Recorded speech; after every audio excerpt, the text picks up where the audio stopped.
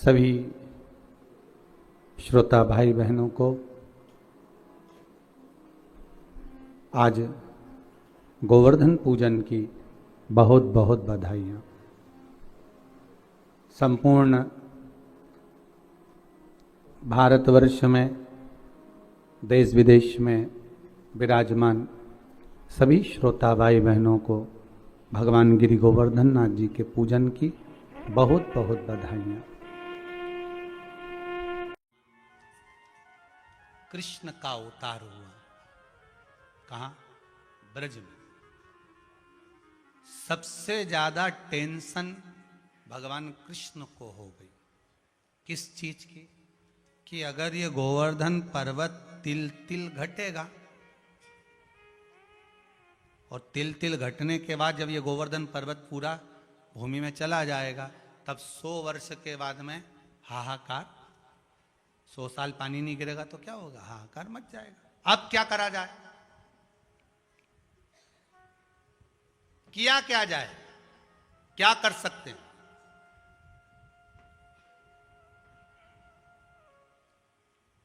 क्या करना चाहिए? आप सबने एक चरित्र सुना होगा कि श्रीमद् भागवत का, कि भगवान गोपियों के साथ रास रचा रहे थे। रास रचाते रचाते भगवान गोपियों के बीच में से ओझल हो गए। सुना कि नहीं सुना भागवत जी में? बोलो तो जम के। सुना है ना? भगवान ओझल हो गए। किसी ने कहा भगवान राधा जी के साथ कहीं चले गए, किसी ने कहा कहीं चले गए। शास्त्र कहता है, गर्ग संहिता कहती है, मेरा द्वारकानाथ मेरे कृष्ण उस समय पर ओझल होकर भगवान देव अधिदेव महादेव से ये पूछने के लिए गए थे कि अब करना क्या है। 100 साल अगर पानी नहीं गिरेगा तो ये ब्रह्मांड तो पूरा गया। अब अपने को तो सोचना पड़ेगा, देवता नहीं सोचेंगे तो कौन सोचेगा? तब भगवान भोलेनाथ ने कहा एक काम करो, जैसे शंकर कंकर में है ना, ऐसे तुम एक बात करो कि गोवर्धन पर्वत की पूजन करा दो। तो गोवर्धन पर्वत की पूजन कराने से क्या होगा? शंकर जी से भगवान कृष्ण पूछ रहे गोवर्धन पर्वत की पूजन कराने से क्या होगा? भगवान शिव ने कहा अगर गोवर्धन नाथ जी का पूजन हो गया, गिरिराज पर्वत का पूजन हो गया, तो फिर उससे होगा क्या? कि उससे ये होगा कि गोवर्धन नाथ जी का लोग पूजन करेंगे और गोवर्धन नाथ जी का पूजन करेंगे और पूजन करते करते करते करते लोगों का जब भाव जागृत हो जाएगा और गोवर्धन नाथ जी के ऊपर कोई चढ़ेगा नहीं, उतरेगा नहीं, कोई जाएगा नहीं, आएगा नहीं, और गोवर्धन नाथ जी संचित बने रहेंगे और तिल तिल घटेंगे, तब तक देखा जाएगा। अभी तो जितना समय रह सकते उनको रखो संभाल कर, उनको संभाल कर रखो जितना समय रह सकते। ठीक है?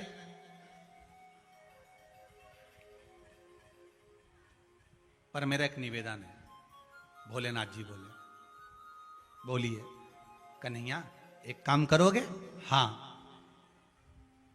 अगर गोवर्धन नाथ जी का पूजन करने वाला गोवर्धन नाथ जी का कोई कंकर, गोवर्धन नाथ जी का एक छोटी सी शिला भी, कंकर भी, एक गोवर्धन नाथ जी का शिलाखंड भी, एक गोवर्धन नाथ जी का स्वरूप भी अगर अपने घर में ले गया तो वो परेशान हो जाएगा, उसको वापिस लाकर रखना ही पड़ेगा। इसलिए गिरिराज बाबा का स्वरूप, गोवर्धन नाथ जी का शिलाखंड कभी उठाकर मत लाना। ये नियम है। आप लोगों ने सुना है कि नहीं सुना? गिरिराज बाबा का शिलाखंड उठाकर नहीं लाना, वो परेशान हो जाएगा। ये नियम क्यों बनाया? क्योंकि अगर दुनिया के लोग वहां पर दर्शन करने जाते, दूध चढ़ाने जाते, गिरिराज जी को प्रणाम करने जाते, तो सब उठा उठा कर ले आते, उठा उठा कर ले आते, तो अभी मालूम पड़ता 10 साल में तो गोवर्धन बाबा जमीन के अंदर, और जैसे ही जमीन के अंदर होते 100 साल जलवृष्टि बंद, पूरा ब्रह्मांड सूख गया, हाहाकार मच गया, कलयुग आ गया। तो भगवान ने नियम बनाया कि यहाँ का एक शिला पत्थर, एक शिलाखंड कोई उठा कर ले जाएगा तो वो मचल जाएगा, परेशान हो जाएगा। इसलिए ब्रज की रज और गोवर्धन बाबा का शिला कभी भी उठा कर नहीं लाना, बाबा वहीं पर रहें, ये अच्छा है। तो फिर कन्हैया ने कहा कि भोलेनाथ, अब ये बताओ कि अगर मान लो धीरे धीरे तिल तिल रोज घटेगा तो एक दिन तो अंदर धसेगा ना, फिर क्या होगा? तो भगवान शंकर ने कहा एक काम करो कि इनका नाम है गोवर्धन, पूरे ब्रह्मांड की माताओं को विनती कर दो कि तुम गाय के गोबर का दिवाली के दूसरे दिन गोवर्धन बनाओ।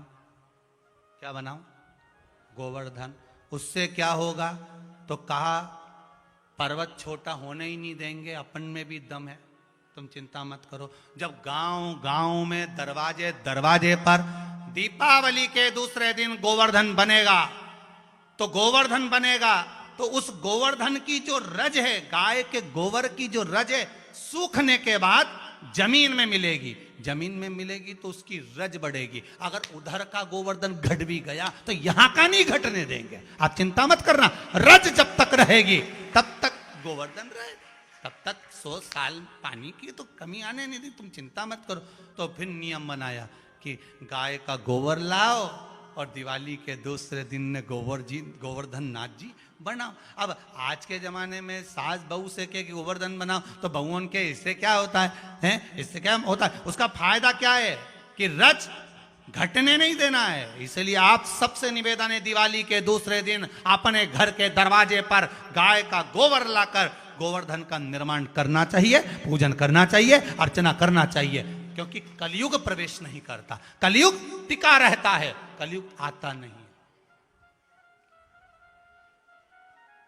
अब आप लोग तो इसलिए पूजन करते थे कि भाई गोवर्धन जी की पूजन करें, पर उसका प्रमाण क्या है, उसका कार्य क्या है कि शंकर भगवान आज्ञा करें कि गाय के गोबर का गोवर्धन बनवाओ और उसकी पूजन करवाओ। तो गोपियों को सिखाया, किसने सिखाया था गोवर्धन बनाना?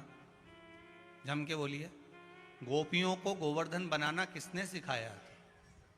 गाय का गोवर्धन गोपियों ने किसने सिखाया था? तो कहा कौन सिखा रहे थे? तो कहा भगवान शंकर जब गोपी का रूप रखकर रास करने के लिए पहुंचे हैं, उस समय पर भगवान कुछ दिन निवास कर कर गाय के गोबर से गोवर्धन बनाना सिखा दिए।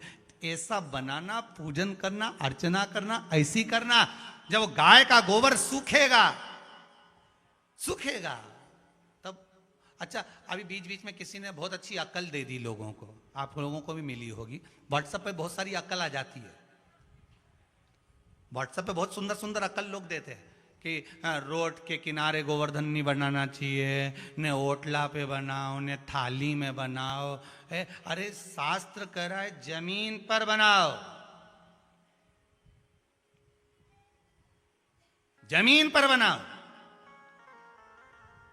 वो गोवर्धन जो बनेगा, उसका जो गोबर का एक एक कण कण जब भूमि में मिलेगा, रमेगा। इसलिए गाय का गोवर्धन बनाने के बाद में उस पर गाय के बछड़े को, गाय माता को गांव गांव में निकालते हैं कि वो उछल के रज रज में मिल जाए, रज रज में चला जाए। मेरा गोवर्धन पर्वत घटे ना, बढ़ता जाए, बड़े हुए।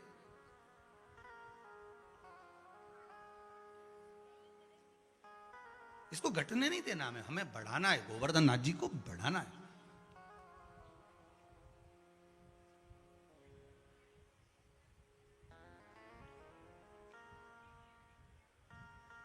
उसकी वृद्धि हो। गिरिराज की शरण में, महाराज की शरण में, बस एक बार आजा गिरिराज की शरण में। बढ़ रहा, तुम घटोगे, कुलस्थ बाबा का श्राप है। और शंकर जी क्या कर रहे हैं? जम के बोलिए, घटने दे रहे हैं, बढ़ा रहे हैं। जिसके दरवाजे पर गोवर्धन बनता है, जिसके दरवाजे पर गाय के गोबर का गोवर्धन पूजा जाता है, उसके घर में कभी कलयुग प्रवेश नहीं करता, उसके घर में कभी कलयुग प्रवेश नहीं करेगा। तीन चीजें होती हैं रंगोली में। जो रंगोली आप लोग डालते हो इसमें तीन चीजें होती हैं।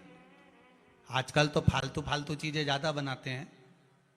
भगवान का फोटो बना देते हैं रंगोली में, लक्ष्मी जी का मुंडा बना देते हैं मुख, कन्हैया जी का फोटो बना देते हैं रंगोली में, राधा जी बना देते हैं रंगोली में। ये सब गलत है। रंगोली में तीन चीजें होना चाहिए। पहली बेलबूटा, दूसरा चरण, तीसरा कलश। ये तीन चीजें रंगोली के अंतर्गत होना जरूरी होता है। क्यों? या रंगोली बनाए तो ध्वजा, क्या बना सकते हैं? ध्वजा, त्रिशूल, कोई शस्त्र जो देवता धारण करते, वो रंगोली में बन सकता है। क्या होता है उससे? क्या होता है कि जो नेगेटिवता है, गलत कोई चीज हमारे घर में प्रवेश कर रही है, तो वो रंगोली में बनी हुई चीज ही हमको पॉजिटिवता दे देती है, वो अंदर प्रवेश ही नहीं करने देती। पर आज के जमाने में तो गणेश जी बना दो। अब गणेश जी बना तो दिया, उसमें पांव रखा है, हाथ रखा है, कोई बिगाड़ के जाए। ऐसा काम हम क्यों करें? हम ही हमारे धर्म को नीचे गिराएं तो अच्छा लगे कोई? केवल जरा सा फैशन के चक्कर में हमारे दरवाजे पर हमने कन्हैया जी बनाया, हमने गणेश जी बनाया, हमने ये बनाया। बड़ी मुश्किल से तो बम फटाका पे से देवताओं को हटवाया, बड़ी मुश्किल से अगरबत्ती का पोड़ाउन पे से देवताओं को हटवाया, बड़ी मुश्किल से कपड़ों की डिजाइन में से देवताओं को हटवाया, और बचा कुचा था तो अब लोग रंगोली में देवताओं को लेकर आ गए। बताओ तो सही, तुम्हारा क्या होगा रे कालिया?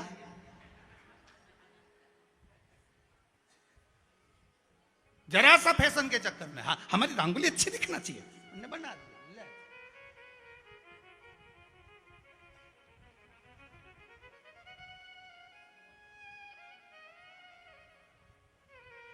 हम तो यहां तक कहेंगे साहब, ये जो हाट बनाते हैं ना बाजार, मंगलवार भरा है, किसी के यहाँ बुधवार भरा है, किसी के यहाँ गुरुवार भरा है, और ये देवता उनका कपड़ा पहन ले, गले में सांप डाल ले, शंकर जी बन जाए, कहीं नारायण बन जाए, कहीं कन्हैया जी बन जाए, और कटोरा ले लेके जगह जगह जाए। ये अच्छी बात नहीं है, ये हिंदू धर्म की हंसी है।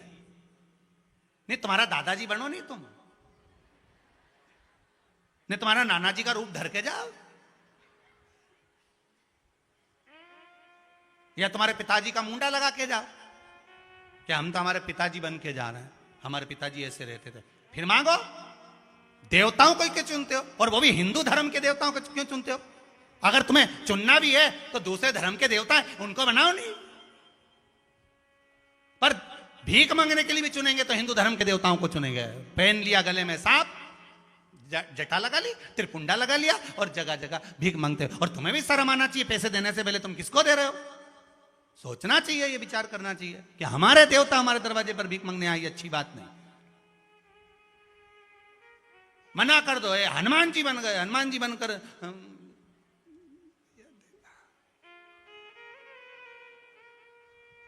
ये श्रेष्ठता नहीं, ये ठीक नहीं।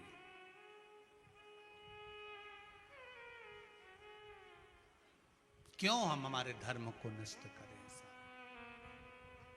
क्यों हम बर्बाद करें?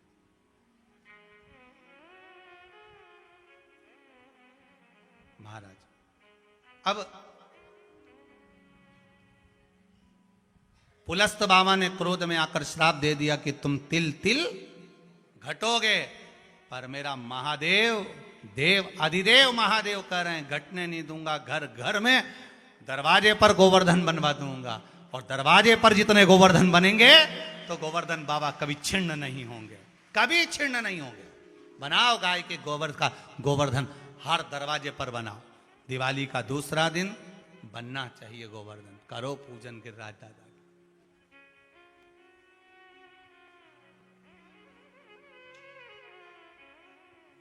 करो पूजन। तो पे पान चढ़े, तो पे फूल चढ़े, तो पे चढ़े दूध की धार, ओ धार तेरे माथे मुकुट श्री गोवर्धन महाराज, महाराज तेरे माथे मुकुट। भगवान का स्मरण कर कर जल चढ़ाओ, दूध चढ़ाओ, भोग लगाओ, पूजन करो, अर्चना करो, मना नहीं, दिल से करो, दिल से।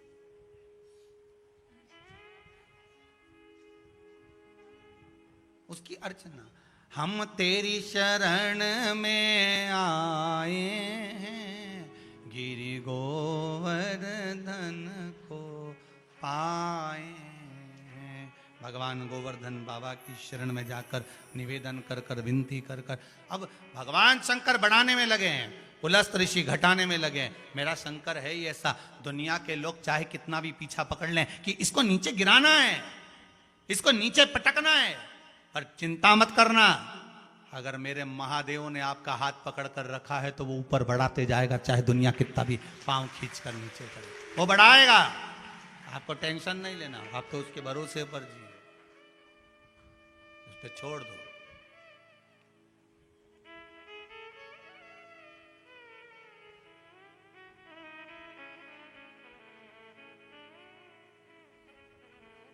फिर क्या सोचें, अब तो कृपा करो गिरधारी, आई मैं शरण तिहारी। अब तो कृपा करो गिरधारी, आई मैं आई शरण तिहारी। बाबा से निवेदन, विनय। भगवान कृष्ण इंद्र के अभिमान को तोड़ने के लिए गोवर्धन नाथ जी का पूजन करते हैं, गिरिराज बाबा का।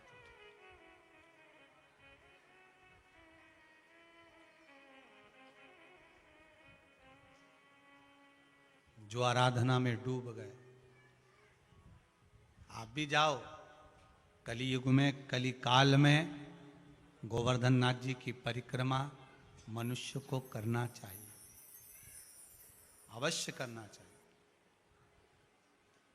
वो तो अभी समय का योग नहीं बन पा रहा है, नहीं तो हम तो विचार करे थे कि एक परिक्रमा सबको लेकर बड़े भाव से गोवर्धन नाथ जी की करते। समय का योग नहीं मिल रहा, पर प्रयास करेंगे पूरा। अगर अभी नहीं मिला तो दिसंबर में नहीं तो जनवरी में, और आपको सूचना भी देंगे कि कहीं नहीं तो एक दिन, जैसे रात को चले, सवेरे पहुँचे और सवेरे से बढ़िया जोरदार खा पी के नाश्ता वास्ता करके और जोरदार परिक्रमा चालू करें, गिरिराज जी को दूध चढ़ा के, और परिक्रमा करके शाम तक वापिस आके पूड़ी सब्जी खा के सब अपना अपना घर जाओ, अपना अपना रोटी राम करो। एक दिन की परिक्रमा कर ले, देखेंगे अगर योग बना, निकालेंगे तारीख।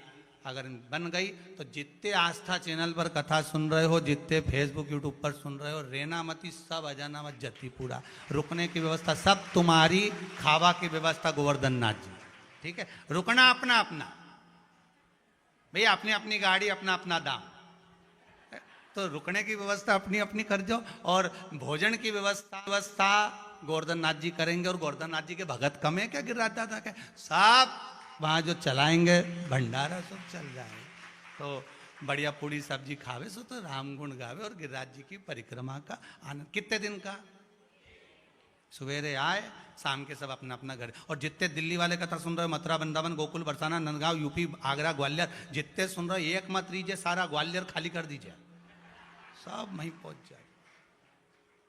और उस परिक्रमा में गिरिराज जी की एक एक शिलाओं का स्मरण करेंगे। संतान शिला कहां पर है गिरिराज जी में, जहां पर जल चढ़ाओ, दूध निकले और पी लो, गर्भ ठहर जाए, भले 20 साल तक औलाद नहीं पर औलाद हो जावे, वो संतान शिला गिरिराज जी में। आरोग्य शिला, दुनिया कितनी बीमार पड़ी हो, उस व्यक्ति को आधे घंटे में उठा सकती है आरोग्य शिला पर, बस उसका एक कपड़ा, जो बीमार पड़ा है उस व्यक्ति का कपड़ा आरोग्य शिला पर घिस दो, उस कपड़े को लाकर मरीज को पहना दो, आधे घंटे के अंदर उठ के खड़ा हो जाए। आरोग्य शिला गिरिराज जी में विराजती है। खनन शिला, कागज के नोट को भी शिला पर टच करोगे तो पैसा जैसा बजता है, चिल्लर जैसी बजती है, वैसी आवाज आए, वो खनन शिला गिरिराज जी में विराजती है। सिंदूरी शिला, हाथ घिसो सिंदूर निकले, वो सिंदूरी शिला गिरिराज जी में विराजती है। गौशिला, अगर गाय दरवाजे से रोटी खाकर नहीं गई, उसका दोष हमको लग रहा है, गौशिला का स्पर्श कर लो, गौशिला पर पहुंचकर गौशिला गिरिराज जी में विराजती है। ऐसी कौन सी शिला है जो गोवर्धन नाथ जी में नहीं है? एक एक शिला का दर्शन करो। और परिक्रमा करेंगे तो ऐसी करेंगे कि भाव से सब धीरे धीरे पैदल पैदल चलते हुए, चाहे आप हो चाहे हम हो, बूढ़ी से बूढ़ी माताएं भी, जितनी डोकरी इनका क्या होगा, तो इनके भी लिया ना हो तो इनके भी करा देना बड़े प्रेम से आनंद से। तो कल देखो प्रयास करेंगे, कोई तारीख मारीख खाली होगी, आस्था वालों से भी पूछ लेंगे, इनके भी कह देंगे दादा तुम भी परिक्रमा सबके जो नहीं आए उनके टीवी पे दिखा दीजिए, पर दिखा दीजिए। और तुमसे भी निवेदन है, परिक्रमा अगर टीवी पे दिखाएं तो तुम वही घूम लीजिए, कमरा के अंदर पर घूम लीजिए। अरे वैसे तो मुझे उम्मीद है बाबा की कृपा होगी, विश्वनाथ की कृपा होगी, चकलेश्वर महादेव की अगर करुणा होगी तो परिक्रमा भी जोरदार ही होगी, फिर सब जोर शोर से। और प्रयास करेंगे न बैंड ने, बाजा ने, ढोल ने, नगाड़ा ने, तुम अपने साथ में झुंझुना लिया ना, मंजीरा ढोलक लिया ना, गाता बजाता गिरिराज धरण प्रभु तुम्हारी शरण और श्री शिवाय नमस्तुभ्यम कहता कहता परिक्रमा कर। और जहाँ जगह मिल जाए वहाँ सो जा, जो धर्मशाला होटल जो मिल जाए, तुम जिस जिस भाव से आओ, ज़्यादा माल हो तो 5 स्टार, और नी तुम्हारा गोवर्धन नाथ सुपरस्टार। तुम्हारी मर्जी पड़े तो तुम करो, तुम्हारा जहां मन पड़ी नहीं सो पड़ी जाओ, जैसे यहाँ पढ़ो तो वहां पड़ी जाओ। तेरी शरण गिरिराज धरण प्रभु, तेरी शरण गिरिराज प्रभु, अपनी शरण में रख लेना प्रभु, शरण में रख लेना, रख लेना प्रभु, अपनी शरण में रख लेना बाबा, अपनी शरण में रख लेना बाबा, अपनी शरण में रख लेना। गिरिराज धरण प्रभु तुम्हारी शरण, गिरिराज धरण प्रभु तेरी शरण, गिरिराज धरण प्रभु तेरी शरण, गिरिराज धरण प्रभु तेरी शरण।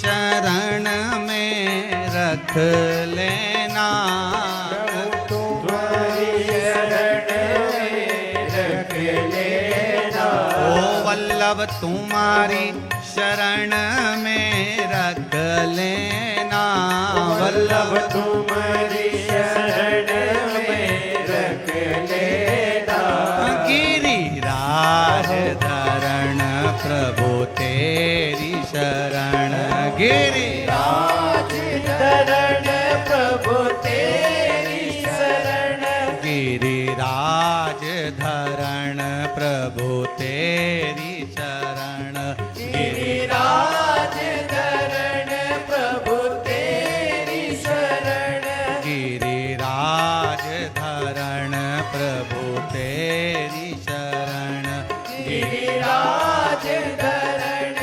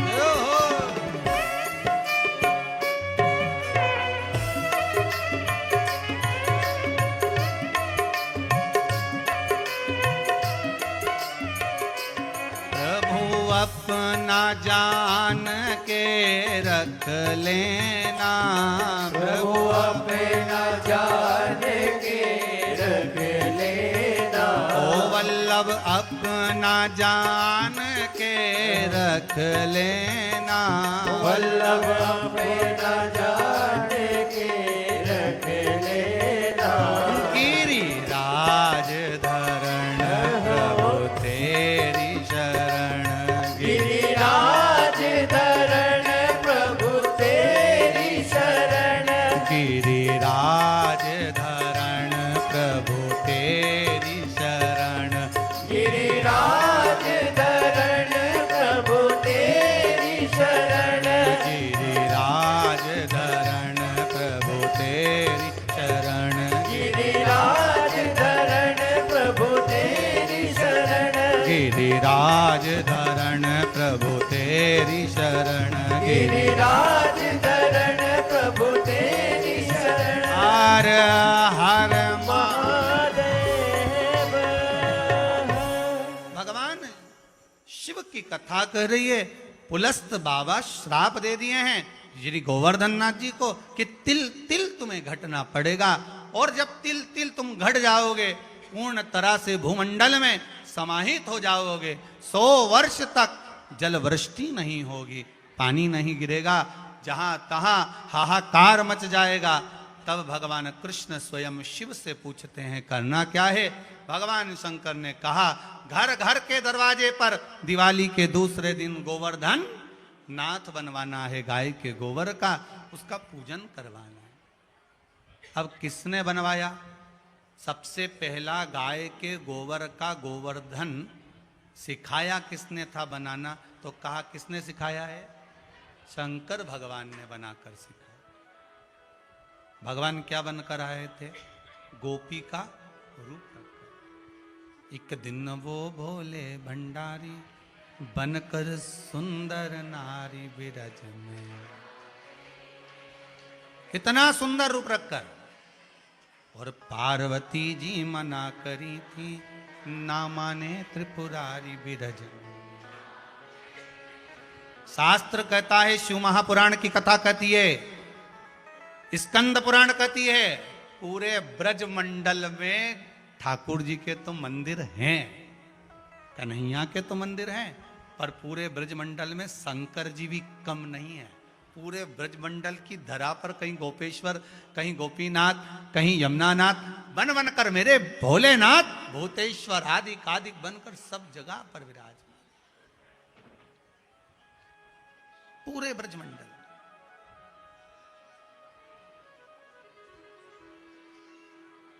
अब पूरे ब्रजमंडल में स्वयं गिरिराज पर्वत पर भी विराजमान है चकलेश्वर बनकर, पूरे ब्रजमंडल पर विराजमान। अब भगवान गोपी बनकर आए और उनने क्या करा?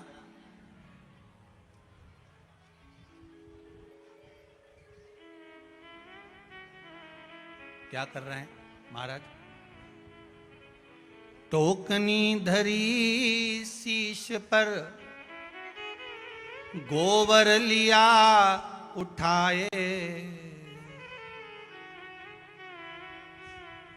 बना रहे हैं महादेव गोवर्धन गीत गाए। जब गोवर्धन जी का स्वरूप बना रहे हैं महादेव, तो क्या गा रहे हैं? गिरिराज जी का स्मरण कर कर स्वरूप बना रहे हैं। अब ईमानदारी से बोलो, आप अगर भजन करते करते गाय के गोबर से गोवर्धन बनाओगी तो गोवर्धन नाथ जी जतिपुरा में रुकेंगे क्या? जब आप गीत गाते गाते बनाओगी तो गोवर्धन नाथ जी तो जतिपुरा से आपके दरवाजे पर आकर उस गाय के गोबर के रूप में जो गोवर्धन बना हुआ है उसमें विराजमान हो जाएंगे।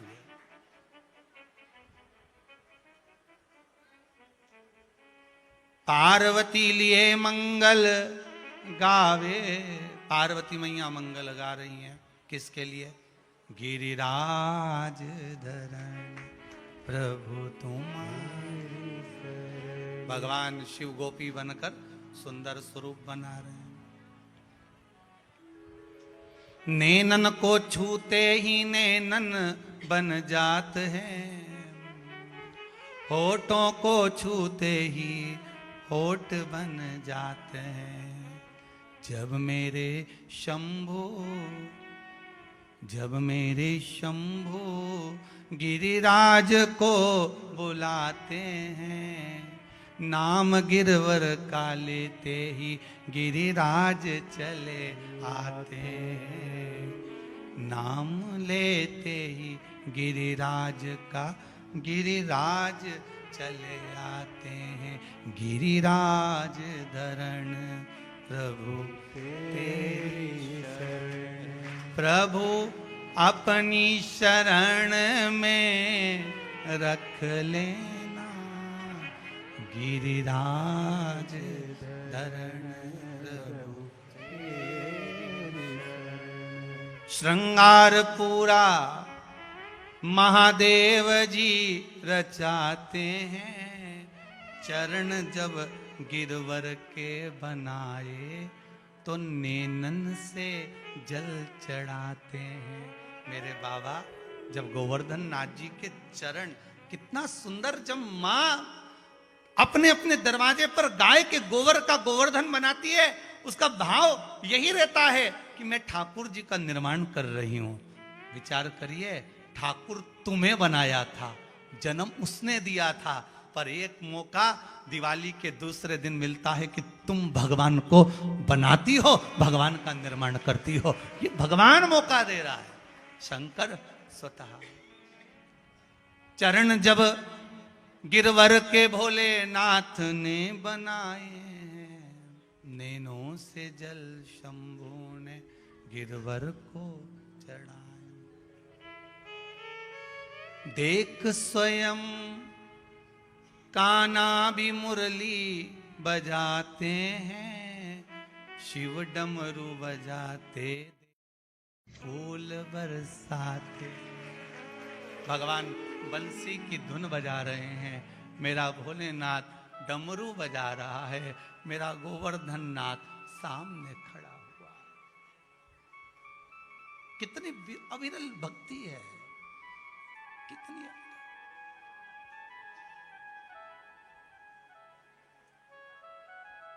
केवल गोवर्धन पूजन केवल आप नहीं कर रहे हैं, गिरिराज जी का पूजन करने का प्रमाण तो मेरा शिव बता रहा।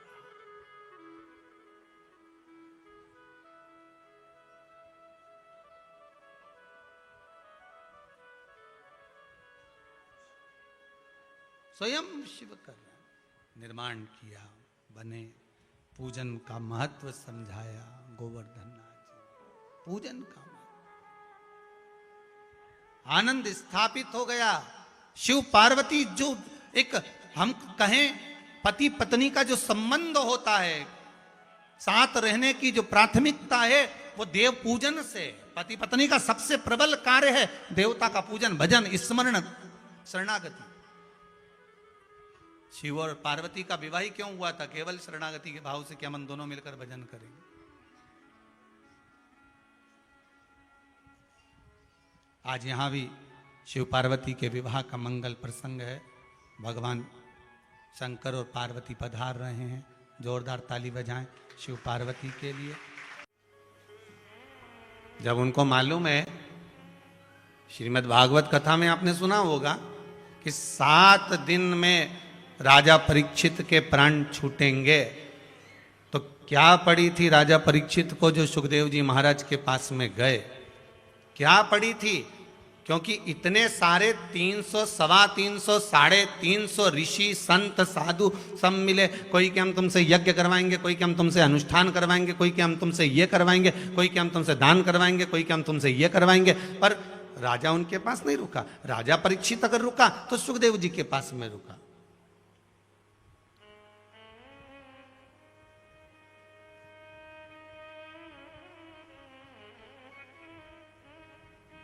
मटके में से पानी वही ला सकता है जो झूठा नहीं है।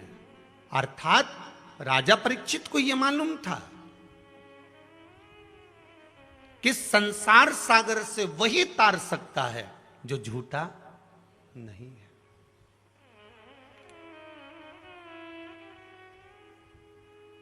वही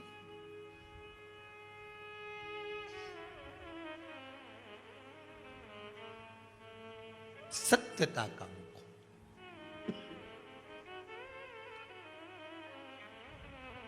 अब पात्र झूठा है, वो कैसे आएगा उसके अंतर्गत?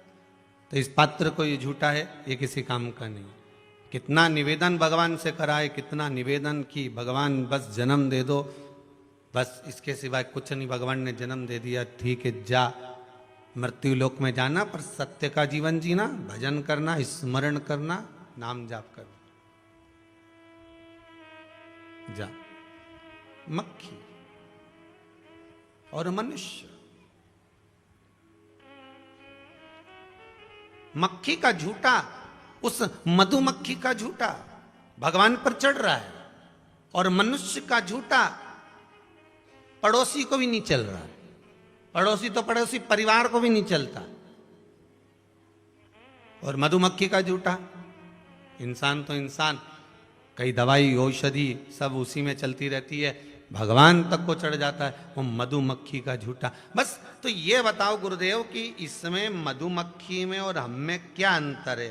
अंतर तो बताओ कि हमारा झूठा नहीं चले, वो का झूठा सब दूर चले, इसका कारण क्या है? तो बस कारण एक ही है, उसका कारण, मूल कारण केवल शिव महापुराण की कथा, गिरिराज शिव पुराण की कथा कहती है, उसका एक कारण है कि मधुमक्खी कभी गंदी जगह पर नहीं बैठती। मधुमक्खी अगर ओरिजिनल है तो वो पुष्प पर बैठती है। मधुमक्खी हमेशा अच्छी जगह पर बैठती है। मधुमक्खी हमेशा ऐसी जगह पर बैठती है जहां से उसको अच्छा प्राप्त हो। कभी मेले पर, गंदगी पर, राल पर, थूक पर या मेला आदि भ्रष्टा आदि पर नहीं बैठती। मधुमक्खी हमेशा बैठेगी तो केवल अच्छी जगह पर बैठेगी। मधुमक्खी फालतू जगह नहीं बैठे, इसलिए वो जो थूकती भी है वो भी देवता पर चढ़ जाता है। तू भी झूठा कर दे तो देवता पे चढ़ने को लायक हो जा, पर तू एक जगह तो बैठ, अच्छी जगह तो बैठ। तेरे बैठने का ही ठिकाना नहीं है। 4, 5 दिन, 8 दिन तो तुम बड़े सत्संग में डूब गए। ने सावन का महीना है, ने त्रिपुंड लगा लिया, ने खूब जोरदार, ने दाढ़ी ने बाल ने सब बड़ा बुड़ू के, ने बड़ा बड़ा मुंडा बना के, ने जटा जोड़ बना के, ने खूब जोरदार, ने अब तो मैं ओम नमः शिवाय लिखा वही कपड़ा पहनूंगा, ने यहाँ तक गुदवा लिया, ने महाकाल ने जय श्री शिवाय नमः शिवाय सारी दुनिया भर का यहाँ गुदवा के बैठ गया, ने इतना कंठा ने माला पहन पहन के ढेर बैठ गया। अब मालूम पड़े थोड़ी देर तो सत्संग में बैठे, ने किसी ने चला दिया गाना,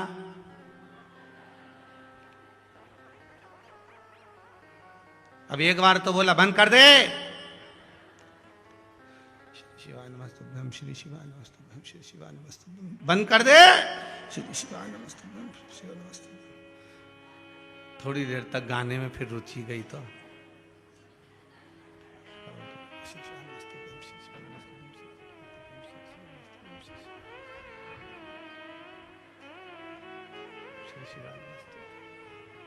और जैसे कहीं कहा फिर बैठ गया श्री शिवाय नमस्तुभ्यं, श्री शिवाय नमस्तुभ्यं। आधे से ज्यादा तो इन मिचमिचा उनके कारण जिंदगी नाश हो गई लोगों की।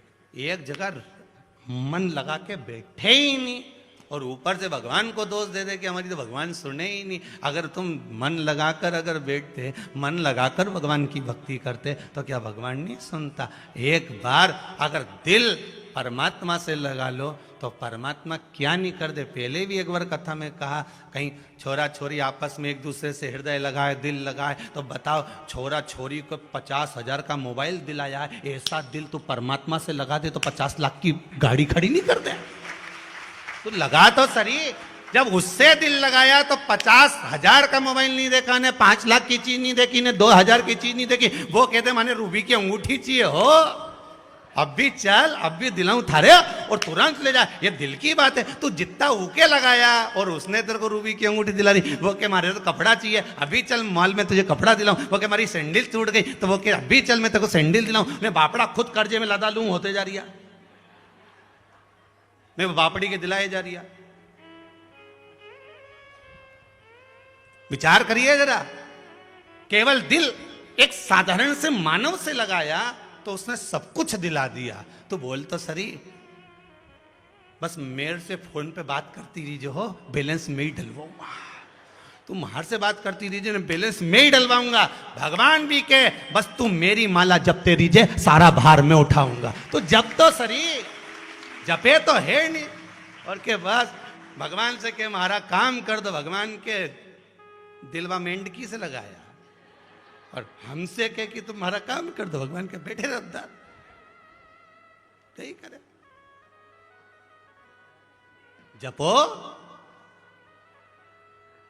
वो कहे कि तुम उससे बात कर, मैं बैलेंस डलवाऊं। वो भी कहे कि तुम आला जप में सारा काम कर जाऊं। बोल तू जप तो सरी, जपे ही नहीं। और जिनने जपा ये लिख के भेज दिया, अभी इतना पढ़ना रह गया, पढ़ा नहीं हो, कहीं का भजन आएगा जब पढ़ लूंगा।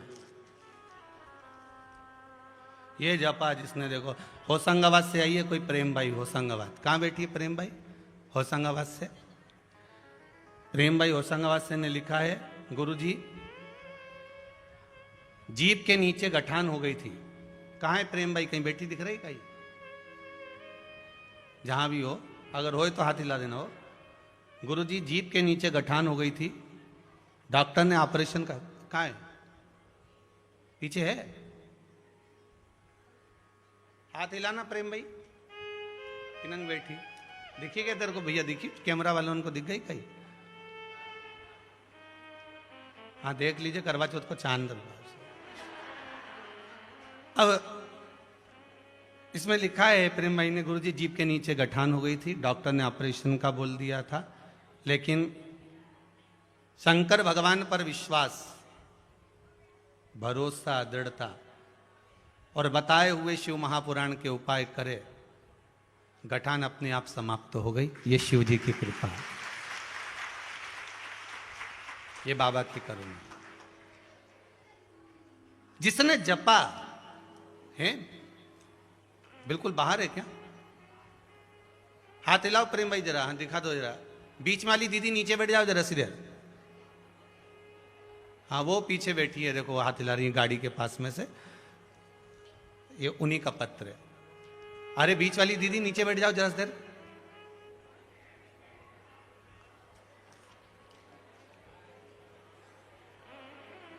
राधे, वो बैठी हैं, देखिए दोनों हाथ हिला रही हैं, वही प्रेम भाई ने पत्र लिखा है। महाराज बैठ जाओ बहन, बहुत बहुत बधाई आपको, बाबा ने कृपा करी। जिसने जपा उसको शिव ने दिया है। मेरा बाबा तो कहता है कि तू बस मुझ पर विश्वास कर कर, मेरे भरोसे पर संपूर्ण दृढ़ता शिव पर आ जाए। संपूर्ण तेरा ही दिया मैंने खाया पिया है, तेरा शुक्रिया है, तेरा शुक्रिया है। मुझे डमरू वाले ने बहुत दे। एक पत्र बड़ा सुंदर है, उसमें माता ने लिखा है,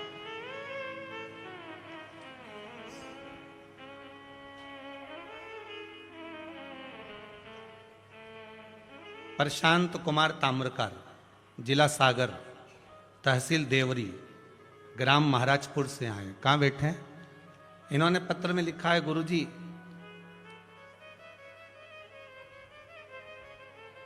परेशानी तो इतनी थी कि कागज में लिखी नहीं जा सकती, मैं बखान नहीं कर सकता। बस 2 महीने पहले सिर्फ एक बार दिल से कुबेरेश्वर धाम की विनती करी, तो गुरुजी मेरा 2019 से जो काम अटका हुआ था वो काम पूर्ण हुआ। कहाँ बैठे हैं भैया? प्रशांत कुमार जी ताम्रकार, कहीं हो तो हाथ हिला देना भाई, या आवाज लगा देना। मेरी सरकारी जॉब लग गई है गुरुदेव, इसलिए बाबा को नमन करने के लिए आया। प्रशांत कुमार जी ताम्रकार, जिला सागर, तहसील देवरी, ग्राम महाराजपुर से।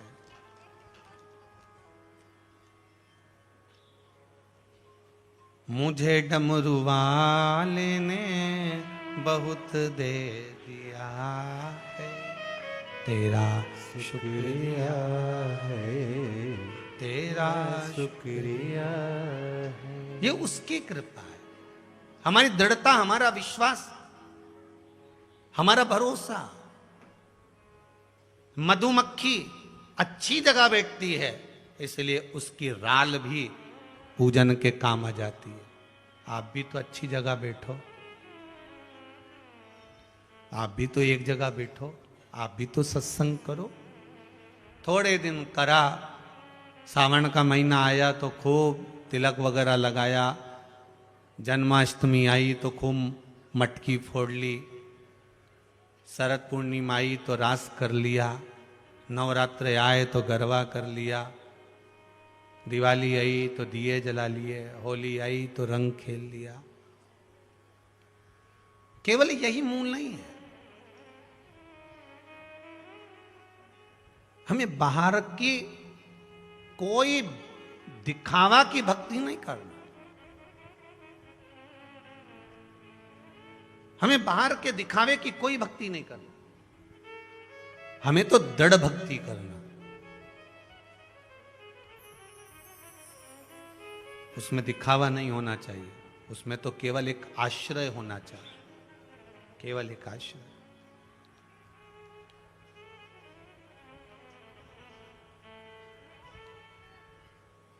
श्रीमद् वल्लभाचार्य जी, जगत गुरु श्रीमद् वल्लभाचार्य जी अपने लेख में कहते हैं कि आश्रय, भरोसा, दृढ़ता एक के प्रति अगर रहती है तो वो एक साथ देता है, एक साथ देता है।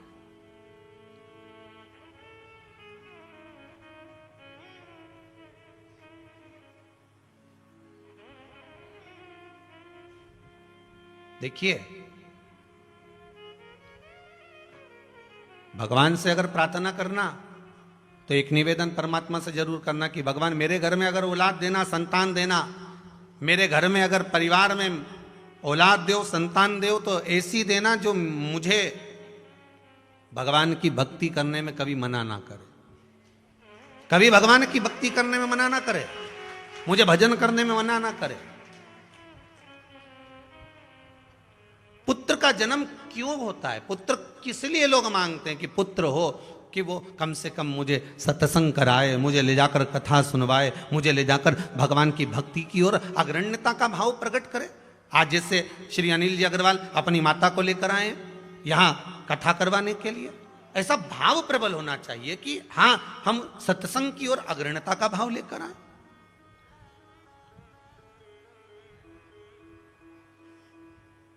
हम भगवान की भक्ति का पथ निश्चित करें। सतयुग, त्रेता युग, द्वापर युग और कलयुग, इन चारों युग के बेटों का चरित्र अलग अलग रहा है। सतयुग के बेटे मुक्ति देते थे। क्या देते थे? जम के बोलिए, मुक्ति देते थे।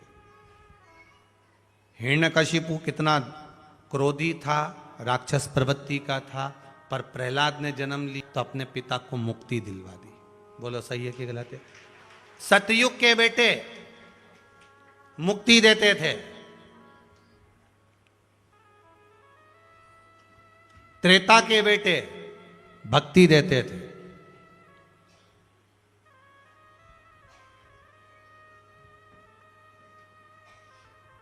द्वापर के बेटे शक्ति देते थे।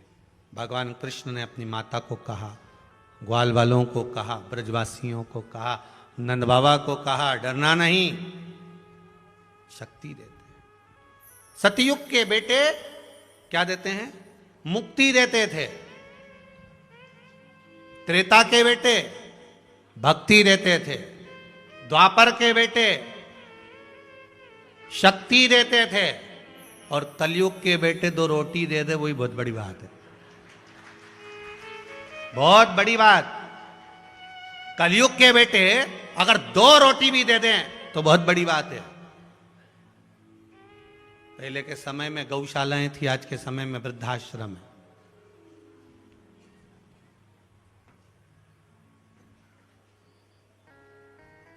वृद्धाश्रम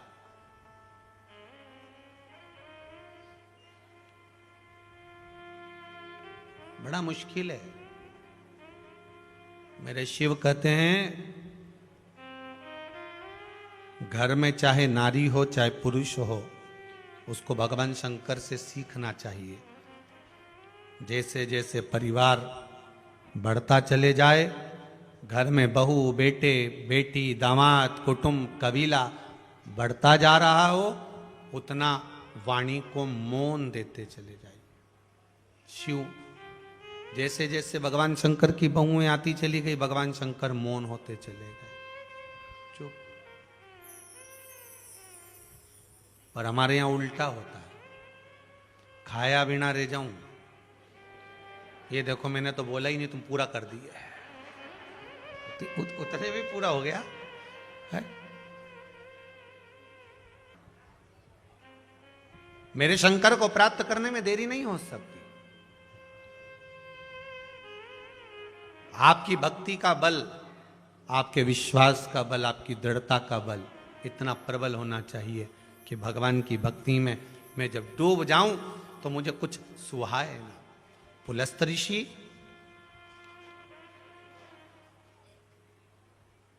श्री गिरिराज शिव महापुराण की कथा कहती है, पुलस्त ऋषि अपनी धर्म पत्नी प्रतीचि से कहते हैं, ए प्रतीचि, आज मेरा मन करता है कि मैं काशी को छोड़कर संपूर्ण भूमंडल पर भगवत स्मरण करने के लिए जाऊं। संपूर्ण भूमंडल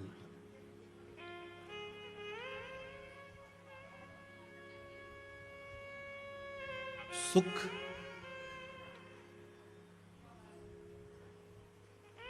सुख केवल वह नहीं है कि आपके घर में धन और वैभव आए। सुख केवल वो नहीं कि आपके घर में धन, सत्ता, वैभव, संपदा बढ़ जाए। सुख उसको कहते हैं कि आपके घर में जितने भी निवास कर रहे हैं उनके मन शीतल हो जाए। कल सूरत वाले सोमानी जी के यहाँ से भाभी जी कह रही थी, गुरुजी हमारे जीवन का सुख तो हमको ये मिल गया कि हम तीरथ बहुत कर रहे हैं, हम सत्संग बहुत कर रहे हैं, ये सुख है। आप भगवान को जो दे रहे हैं, आप तो बस भाव से, महाराज आप तो कितना सुंदर का है। हमारे ठाकुर जी की सेवा में तो निर्मल भाव की सेवा है कि आपके पास में मूर्ति भी नहीं है, आपके पास में सामान भी नहीं है, तो भाव से लोग कहते हैं मैंने भगवान को स्नान करा दिया, यमुना जी का जल लाई, भगवान को नहवा दिया, सुंदर अंग वस्त्र पोंछ दिए, भगवान का श्रृंगार कर दिया, नैनों में सुरमा लगा दिया, गले में हसली कंठा पहना दिया, हाथ में कंगन पहना दिया। एक संत सेवा करता था, एक भाव गुरुजी के कहने पर करने लगा। एक भाव किसी गुरु ने कहा सेवा करो तो वो कर रहा था, करते करते उसने भगवान को भोग भी लगाया। मैंने भगवान के लिए रबड़ी तैयार करी, खीर बनाई, भगवान को भोग लगाने के लिए रखने लगा, शक्कर मिला दी, शक्कर थोड़ी ज्यादा डल गई, एक चम्मच वापस निकाल ली। भगवान उसके सामने प्रकट हो गया। अरे वो कंजूस है, ओरिजिनल डाल रहा है क्या? ओरिजिनल डालता तो निकाल लेता, पर भाव से डाल रहा तो भी शक्कर निकाल ले। पूरी डाल कि नहीं डालूंगा, एक चम्मच ज्यादा नहीं डालू जा। तो भगवान इतने में उसको याद आया तो उसने पूछा तुम कौन हो कि जिसका स्नान करा रहा था, जिसको भोग लगा रहा था? तो कि मैं तो भाव से कर रहा था। भगवान बोले मैं मिलता ही भाव से हूं, दिखावे से तो मिला ही कहां हूं, केवल भाव से मिलता हूं, दिखावे से तो मिला ही नहीं, आज तक नहीं मिला, मैं मिलता ही नहीं दिखावे से, मैं तो केवल भाव से मिला। महाराज भगवान पुलस्त ऋषि गए द्रोणागिरी के पास, महाराज आपका पुत्र चाहिए मुझको, आपका पुत्र, पुत्र दे दीजिए। क्या करोगे उस पुत्र का? बस इतना सुंदर बालक है, इसको काशी लेकर जाऊंगा। फिर काशी में जब गोवर्धन रहेंगे तो काशी में तो आनंद सा छा जाएगा? नहीं,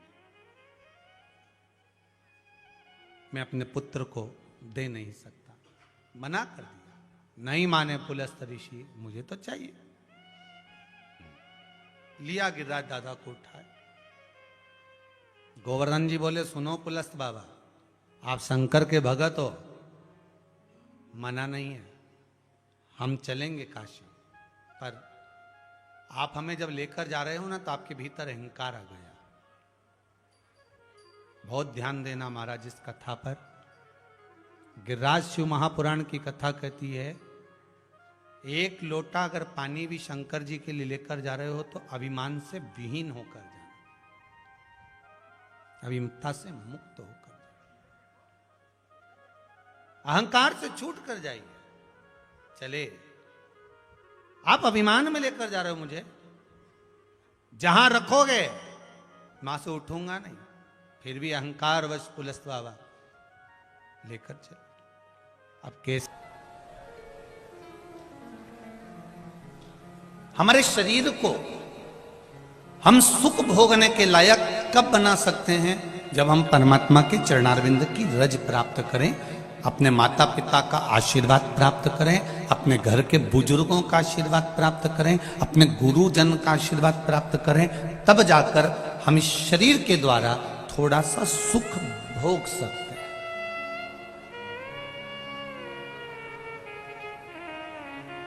वरना साधन तो बहुत है, समान 100 वर्ष का है और पल की खबर नहीं।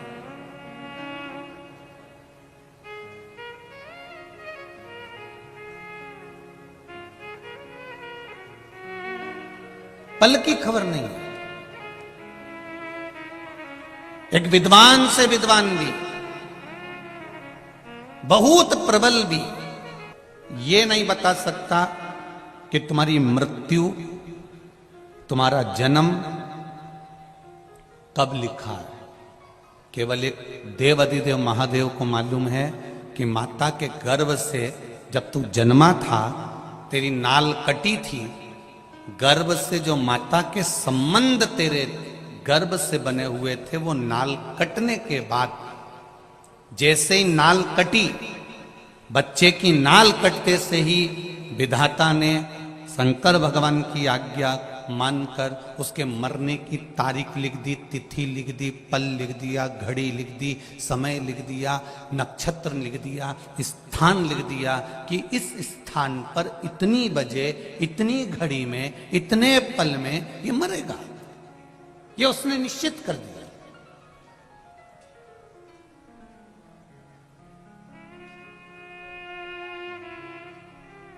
उसकी निश्चितता उसने कर दी कि ये इतनी बजे, इतनी घड़ी, इतने पल, इतने नक्षत्र में, इतने समय पर मरेगा। ये निश्चितता उसकी।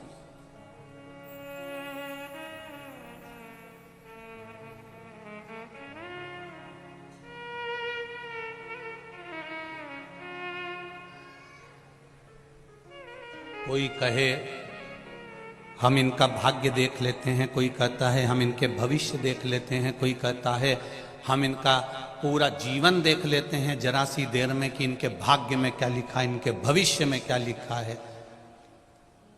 परंतु शिव महापुराण की कथा कहती है कि भाग्य और भविष्य सब मेरे महादेव के हाथ में छोड़ दो, तुम अपना कर्म पकड़ कर चलो और आगे बढ़ते चलो।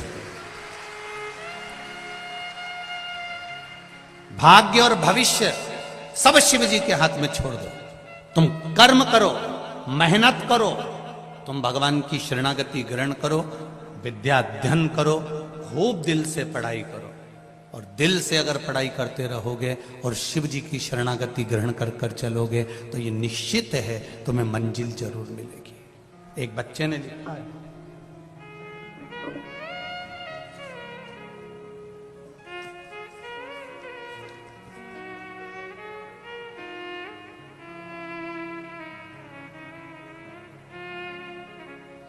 एक बच्चा लिख रहा है, मेरा नाम प्रीतम सक्सेना है, पुत्र प्रमोद सक्सेना कहीं बैठे हो तो हाथ हिलाइएगा। प्रीतम जी आप ही हैं। श्री शिवाय नमस्तुभ्यम, दोनों हाथ ऐसे हिला दो। श्री शिवाय नमस्तुभ्यम। निवासी हूं कनकी कानपुर नगर में, BA MS का छात्र हूं। पिछले 2.5 वर्ष से आपसे जुड़ा हुआ हूं। पिछले 2 सेमेस्टर एग्जाम में मेरी बैक आ रही थी। मैं निराश होकर ये सोचने लगा था कि मैं पढ़ाई बीच में ही छोड़ दूं। फिर मैंने टीवी पर आपका बताया हुआ बेलपत्री वाला उपाय, जिसको बेलपत्र में शहद लगाकर शिव जी को लगाने वाला उपाय किया। परीक्षा वाले दिन मैंने मेहनत भी खूब करी, और ऐसा नहीं गुरुदेव कि मैंने पूर्व में मेहनत नहीं करी, वो भी मैंने बहुत करी। जाते समय मैंने बेलपत्री शहद लगाकर शिवजी पर चिपकाकर जाना बताया था। मैंने आपके द्वारा बताए हुए अनुसार ही यह उपाय किया।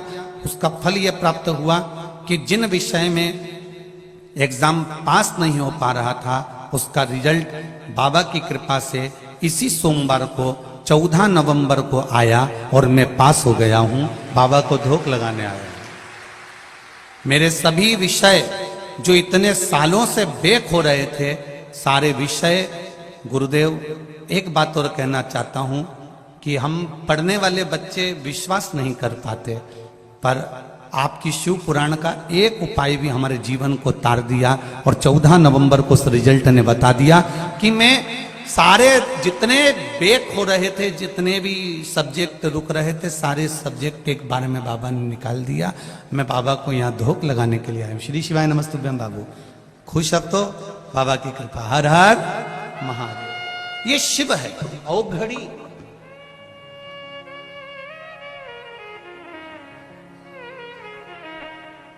उसकी कृपा का हमें गुणगान करना। हम ये नहीं कहते कभी भी व्यासपीठ से कि आप कर्म करना छोड़ दो, आप पढ़ाई करना छोड़ दो, आप अपने कर्म की ओर ध्यान खूब करो। तुम्हारी कैपेसिटी अगर इस शरीर की है 5 घंटा पढ़ाई करने की, तो 6 घंटा पढ़ाई करो। इस शरीर की अगर कैपेसिटी है कमाने के लिए दुकान पर 8 घंटा बैठने की, तो 9 घंटा बैठो, मना नहीं है। खूब कमाओ, दिल से कमाओ, दिल से मेहनत करो, पर उसके साथ में, मेहनत के साथ में थोड़ा सा शंकर भगवान का 1 लोटा जल का नियम बना लो, जिससे हमारा पूर्व का भी जन्म, आने का भी जन्म सब संवरते चले जाए। 24 घंटा भजन नहीं करना है आपको। हम 24 घंटा भजन करने का आपको बोलेंगे भी नहीं, और आप करने वाले हो भी नहीं। इतने भी जोरदार नहीं हो कि 24 घंटा भजन कर लो, तो कहकर क्यों बात खराब करना आपको?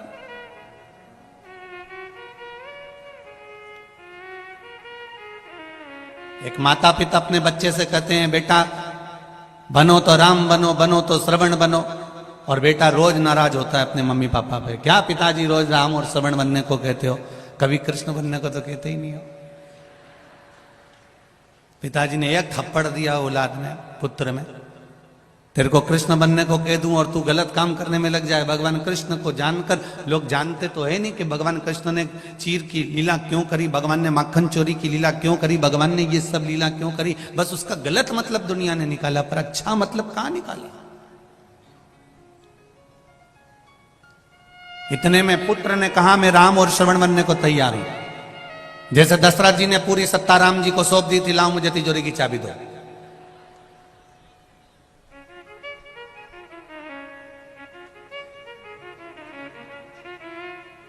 हम फिर कहें आपको, अपने बच्चों से यह मत कहो कि तुम उनके जैसे बनो। अपने बच्चों को इतना संस्कार दीजिए, इतना संस्कार दीजिए और इतना अच्छा बना दीजिए कि दुनिया के लोग कहें कि उनके बेटे जैसा बन जा। संस्कार होना चाहिए, ये ज्ञान होना चाहिए।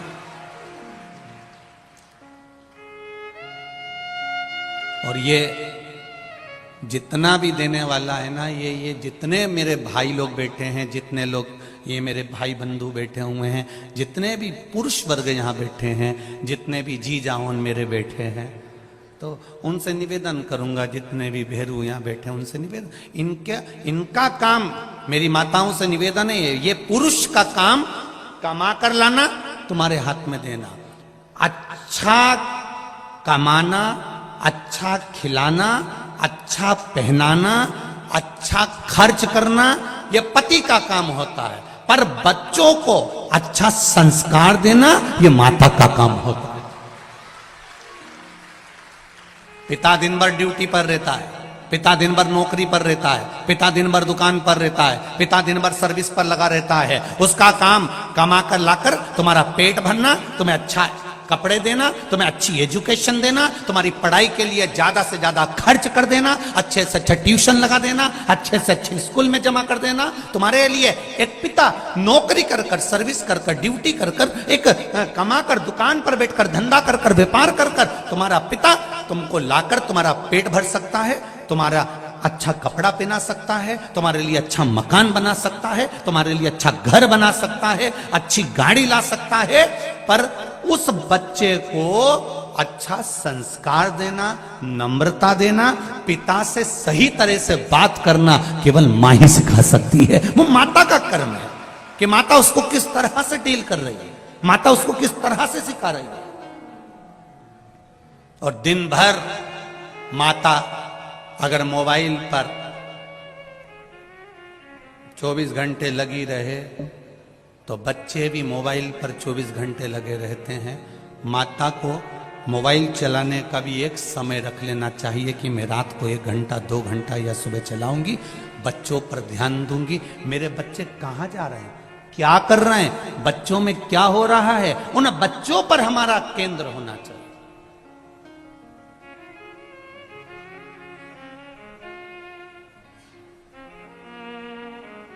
जब बच्चा बड़ा हो जाता है ना, तब मां पूछती है कहां जा रहा है। जब बच्चा छोटा रहे तभी बच्चे पर इतना कंट्रोल होना चाहिए कि वो जाए तो बता कर जाए, मम्मी मैं मेरे दोस्त के यहाँ जा रहा हूँ, मेरे को कॉपी लाना है, मम्मी मैं अभी आता हूँ, मम्मी मैं अभी पहुंचा।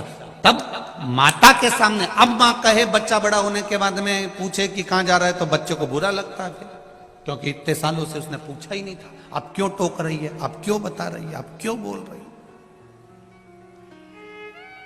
और मान लो तुमसे बच्चा नहीं संभला और इतने में पिता सामने आ गया और पिता ने फिर संभालना चालू करा, तब भी मां सामने आके खड़ी हो जाती। 9 महीना पेट में रखा है, हाथ मत लगाना मेरे छोरे को। 9 महीना पेट में रखा है, मेरे बेटे को हाथ मत लगाना। बार बार जरा जरा सी बात में मारा मत करा करो, बच्चों को जरा ध्यान रखा करो। तुम जरा जरा सी बात के लिए टोकने लगते हो, मारने लगते हो। कभी 500 का नोट नहीं दिया, कभी 1000 का नोट नहीं दिया, कभी 2000 नहीं दिया, कभी 200 रुपए नहीं दिए। पिता कहता है ये सब कुछ जो कमाया है सब इसी का तो है। अगर आज मैं हाथ से नहीं दे रहा हूं तो बाद में तो मिलेगा ना। कौन सा मैं बांध कर छाती पे रखकर ये सब ले जाऊंगा, और जो मर गए वो कौन सा फ्रिज बांध के ऊपर ले गए, कि एसी बांध कर ले गए, कि अलमारी ले गए। हो सकता है इधर कानपुर वाले ले जाते हो तो बात दूसरी है। कौन मरने पर लेकर चले गया, सब छोड़ा तो यही है। और इतने लोग बैठे हैं, अगर बेटा नहीं भी पूछता है, बच्चे नहीं भी पूछते हैं, इसके बाद अगर कोई कह दे इनसे कि तुम्हारा बेटा तुमसे नहीं पूछता, तुम्हारी बहू तुम्हें नहीं पूछती, तुम्हारे रिश्तेदार तुमसे नहीं पूछते, तुम्हारे परिवार वाले तुम्हें नहीं पूछते, एक काम करो पूरी प्रॉपर्टी उठा के कहीं दान में दे दो, तो भी नहीं देगा। औलाद कितनी भी बुरी हो, बहू कितने भी ताने देती हो, नाते रिश्ते कितने भी बेकार क्यों ना हो, तो भी कोई अपनी प्रॉपर्टी, अपनी जमीन, अपना धन किसी को नहीं देता। भले बहू गाली पर गाली दे तो भी सास मरते समय भी पूरा जेवर उसी को देकर जाती है, क्योंकि वो पाल पोस कर बड़ा करा है उसने। कैसे उसको बिना सामग्री के छोड़ दे। माँ और बाप जैसा तो दुनिया में कोई फरिश्ता होता ही नहीं है, जो देता ही देता है। माता और पिता जैसा कोई संसार में फरिश्ता नहीं हो सकता।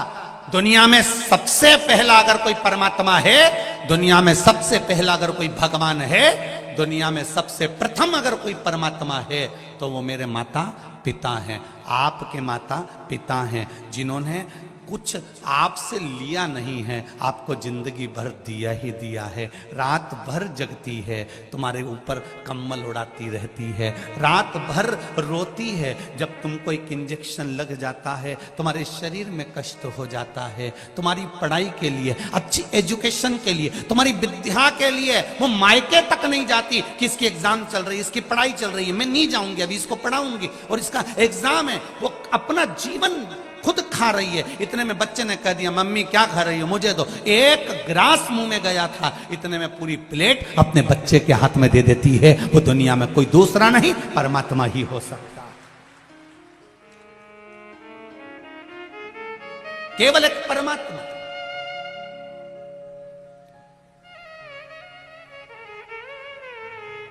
बस उनको किस समय पर किस चीज की जरूरत है, उस समय पर हमको अनुमोदन होना चाहिए।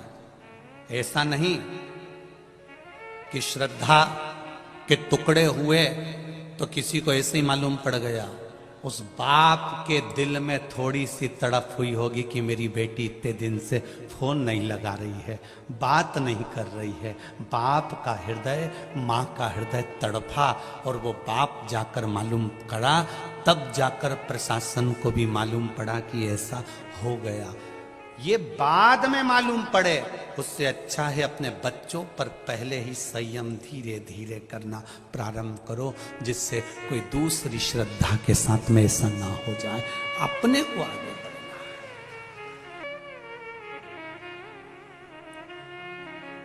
है। मीरा भी अच्छी थी, कर्मा भी अच्छी थी, ध्रुव जी भी अच्छे थे, प्रहलाद भी अच्छे थे,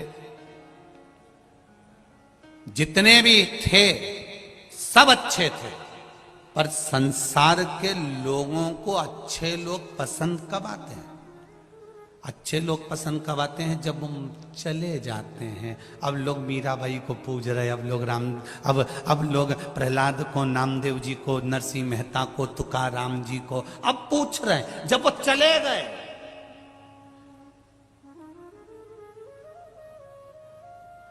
दुनिया के लोगों को अच्छे लोग पसंद कब आते हैं? जब वो चले जाते हैं। बहू सास को इतना लंबा पल्लू रखकर प्रणाम कब करती है? जब सास चली जाती है।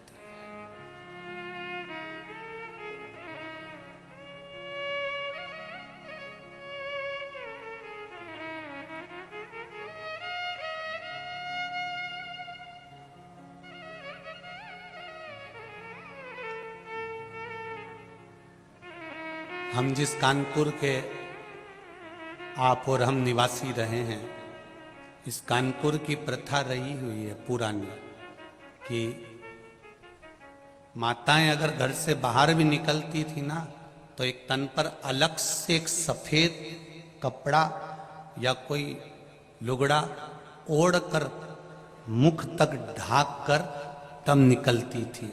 ये यहाँ की प्रथा रही हुई है। कितनी मर्यादा रही हुई है, जरा ध्यान दीजिए।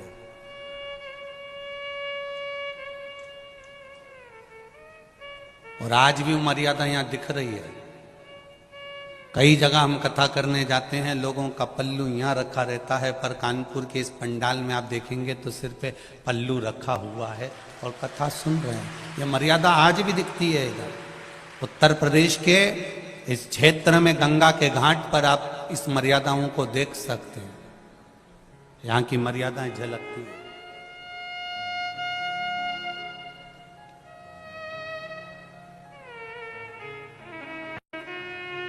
होना चाहिए थोड़ा सा।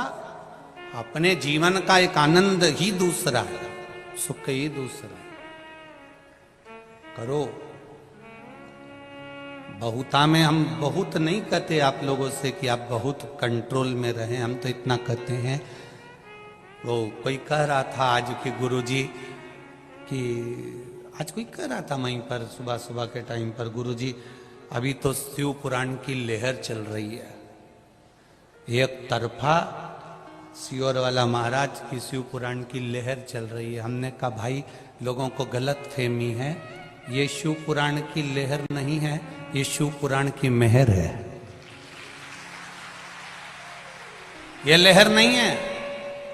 जो आज बच्चे बच्चे शंकर जी के मंदिर में जा रहे हैं, एक लोटा जल चढ़ा रहे हैं, घर के बहू और बेटा भी एक शिव जी के मंदिर में जाते हैं, और मेरी माताएं भी अपने पति से भी कहती हैं कि एक लोटा जल चढ़ाना फिर चले जाना दुकान।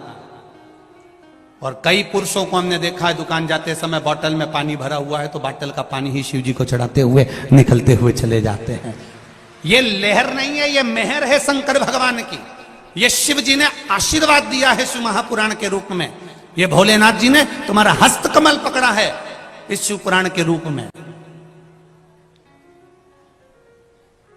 ये शिव कृपा है, ये शंकर की उदारता, ये शंकर की दया है, ये करुणा है।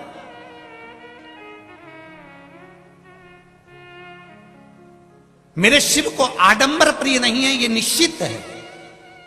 शंकर भगवान को आडंबर से मतलब है ही नहीं। शिव जी, कई लोग बहुत सारा अगर तिलक लगा लें, बहुत लंबे बाल बना लें और बहुत आड़े टेढ़े वस्त्र पहन ले और सोचें कि हम भगवान को रिझा लें, हम भगवान के सही भगत हैं, तो ये भगवान कहते हैं मैं कपड़े से कभी प्रसन्न नहीं हुआ। कपड़े तो मेरे को प्रसन्नता लेते ही नहीं है। हम कौन से कपड़े पहने जिससे भगवान प्रसन्न हो जाएं? शिव पुराण कहती है कपड़ा बदलने की जरूरत नहीं, कलेजा बदलने की जरूरत है, भगवान प्रसन्न हो जाएंगे। अब दिल तो बदलो, मन तो बदल ही नहीं पा रहे हो, चित्त तो बदल ही नहीं पा रहे हो, आपकी एकाग्रता तो बदल नहीं पा रहे हो, आप भगवान की शरणागति तो ग्रहण नहीं कर पा रहे हो, और कहते हो मैं परमात्मा को पाना चाहता हूं, मैं भगवान को अपना बनाना चाहता हूं। कई ऐसे लोग आते हैं जो हमसे भी कहते हैं भगवान तो तुम्हारा दिखता ही नहीं है, तुम इतनी बड़ी बड़ी कथा सुनाते हो, कभी भगवान आज तक हमको दिखा ही नहीं।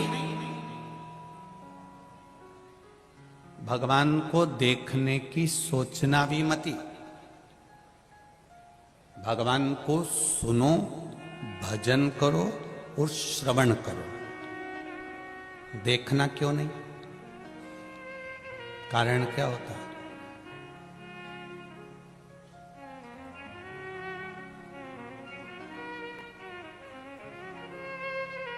जिस छोरी से शादी होने वाली रहती है ना, छोरा उनकी, और जिस छोरी की शादी छोराओं से होने वाली होती है, पहले मन में कितनी उमंगता होती है कि एक बार मैं इसको देखूं, एक बार देखूं, एक बार देखूं।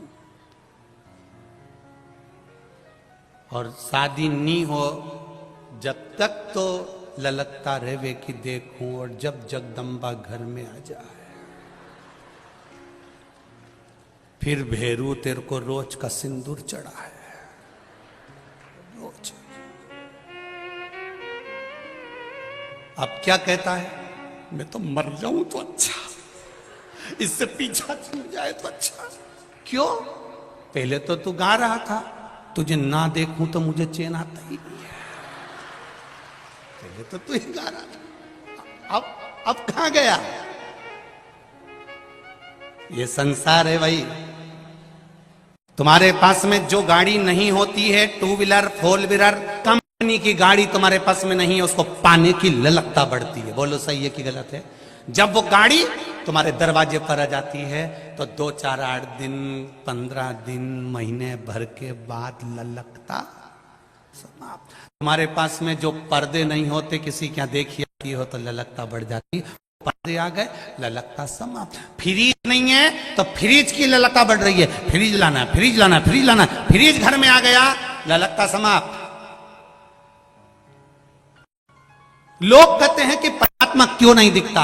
शिव महापुराण की कथा कहती है इसीलिए नहीं दिखता क्योंकि वो तुम्हारी ललकता समाप्त नहीं करना चाहता। वो चाहता है तुम्हारा भजन चलता है, वो चाहता है तुम्हारा स्मरण चलता रहे, वो चाहता है तुम एक लोटा जल चढ़ाते रहो, वो चाहता है तुम भजन करते रहो, वो चाहता है तुम कीर्तन करते रहो, वो चाहता है तुम राम कृष्ण का स्मरण करते रहो, वो चाहता है तुम शिव मंदिर जाते रहो। अगर एक बार उसने आकर दर्शन दे दिया तो तुम दूसरी बार फिर पाने की ललकता नहीं करोगे, फिर तुम सोचोगे मुझे तो भगवान मिल गया, मुझे तो भगवान मिल गया। लंकाधिपति रावण इसी अहंकार में फूल गया था कि मेरे पास सोने की लंका है, मेरे पास भोलेनाथ जी हैं, मेरे पास सोने की लंका है, मैंने सबको बंदी बना कर रखा है, मेरे पास सारे देवता हैं, मैंने नवग्रह को अपने हाथ से बंधन में बना कर रखा है, इंद्र को तो मैं कोने में रखता हूं, वरुण गरुण सबको मैं कोने में रखता हूं। ये रावण का अभिमान चरम सीमा तक पहुंच चुका था। इसलिए परमात्मा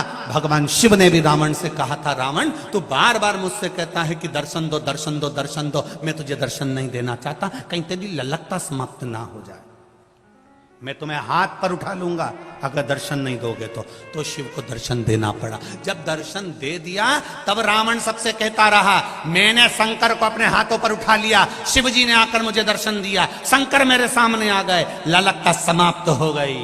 रावण का अभिमान ऊपर हो गया, अहंकार बढ़ गया, अभिमान बढ़ा और रावण समाप्त हो गया। आप भी ध्यान रखना, कोई तुमसे कहे तुम्हारा भगवान तो दिखता ही नहीं है, जबरदस्ती सियोर वाला महाराज लगा रहता है, एक लोटा पानी चढ़ा, लोटा भर पानी चढ़ा, भगवान दिखे तो मतलब आज के नवयुवक लड़के कहते हैं, नवयुवक बेटा बेटी कहते हैं, हम कॉलेज पढ़ने वाले, हम सीए करने वाले, हम इंजीनियर, हम डॉक्टर बनने वाले, हम आई की पढ़ाई करने वाले, हम भगवान को नहीं मानते। कहां है भगवान? भगवान को सामने लाकर खड़ा करो तो उनको समझा देना, भगवान भजने के लिए है, भगवान श्रवण करने के लिए है, पर भगवान देखने के लिए इसलिए नहीं है क्योंकि तुम्हारे भीतर की ललकता ना समाप्त हो। सोने के हार की ललकता जब तक रहती है जब तक वो बने नहीं, हाथ की पाटली की ललकता जब तक रहती है जब तक वो तुम्हारे हाथ में ना आ जाए। सुनार की दुकान पर अंगूठी देखोगे तो ललकता पड़ेगी, पर वो अंगूठी खरीद कर लिया है तो ललकता समाप्त, हार मिल गया तो ललकता समाप्त। जब तक घर नहीं मिलेगा, भगवान मेरा बड़ा मकान बना दो, मेरा बड़ा घर कर दो, जब तक घर नहीं बनेगा तब तक ललकता लगी रहेगी, 4 मंजिल का बनाऊंगी, 4 मंजिल का बनाऊंगी। बन गया, उसके बाद कई मंजिलों के मकान के अंदर तो धूल धम्मास इतनी हो रही, जाले पड़ रहे, कोई साफ नहीं कर रहा क्योंकि ललकता समाप्त। पहले मन में सोचती थी एक बार अच्छा मकान बन जाए तो मेरे कपड़े ऊपर सूख जाएंगे, चने की दाल ऊपर सूख जाएगी, तुअर की दाल ऊपर सूख जाएगी, अरहर की दाल ऊपर सुखा दूंगी। अब भगवान ने 4 मंजिल का मकान दे दिया। एक बार 5 किलो दाल लेके ऊपर गई थी,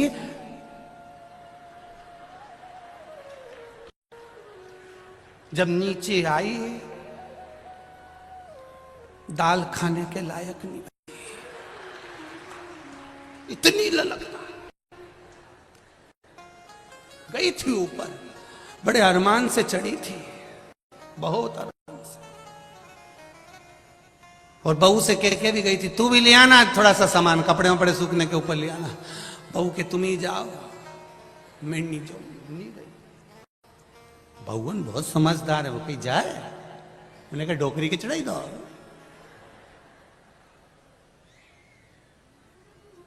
अब बहू नीचे से कह रही है मम्मी आ जाओ, बहू नीचे से आवाज लग रही मम्मी चाय पीने आ जाओ। सास कह रही यहीं लिया, बहू नहीं जाऊंगी, नहीं जाऊंगी, नहीं गई वो ऊपर। फिर शाम धीरे धीरे सास 2-2 4-4 सीढ़ी नीचे उतर के आई। उन्हें कहा तूने हमारी चाय लाके नहीं दी, मुझसे चढ़ा नहीं जाए। फिर सास चिल्लाई कि मैं बुढ़िया होके इतनी ऊपर चढ़ गई तो उससे चढ़ा नहीं जाए। तो बहू कह दे मम्मी तुमने देसी घी खाया है।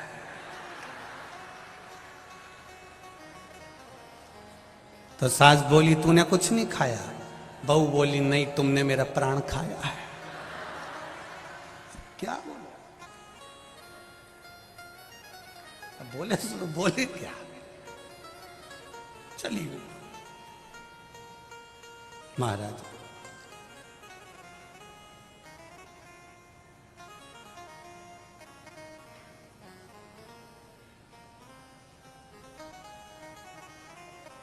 रखो अपने जीवन में, भगवान दिखेगा नहीं और अपन को उसको देखने की लालसा भी नहीं होनी चाहिए।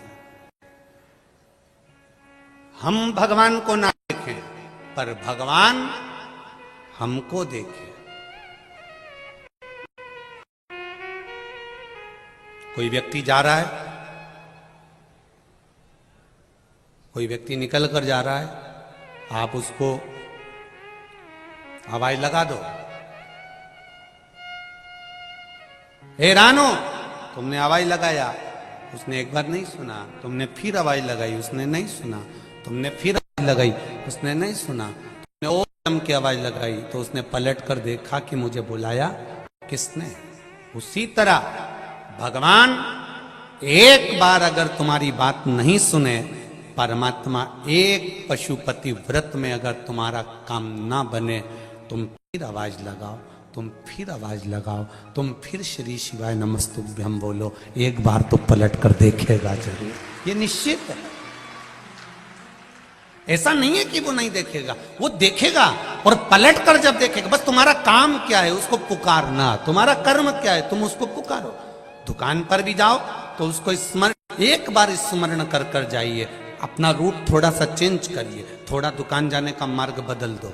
वैसे भी हमारे यहाँ नियम है कि रोज एक ही रास्ते से दुकान नहीं जाना चाहिए। क्यों? कोई सामान लेकर आ रहे हो, किसी ने ध्यान रख लिया कितनी बजे यहीं से निकलता है, तो उसने उस समय का ध्यान करा, रूट चेंज करो। कभी कभी तुम्हारे मन में ये चेंज हो जाना चाहिए कि मैं रोज दुकान जाता हूँ, बीच में शंकर जी का मंदिर नहीं पड़ता, अब मैं उस मंदिर, उस मार्ग से जाऊंगा जहां पर मेरा महादेव एक झलक दिखा दे, बस उस झलक के सम्मुख से निकल कर जाऊंगा। और मुझे, अगर आप शिव के मंदिर में अंदर भी नहीं जा सकते तो मत जाओ, शंकर के मंदिर में अंदर प्रवेश नहीं कर सकते मत करो, शिखर का दर्शन कर लो। शिखर भी नहीं देख सकते तो उसके दरवाजे पर थोड़ी सी स्माइल देकर प्रसन्न के साथ में निकल कर चले जाओ, वो भी सोचता रहेगा ये हंस के क्यों गया है। कई लोग कहते हैं ऐसे मुस्कुराने से कुछ होता है क्या? हमने कहा प्रैक्टिकल करके देखो, किसी की दुकान के सामने से निकलना, थोड़ा सा स्माइल दे देना, आधा बापड़ा चिंता में पड़ा रहेगा ये क्यों हंसी थी, क्यों हंस के गया ये।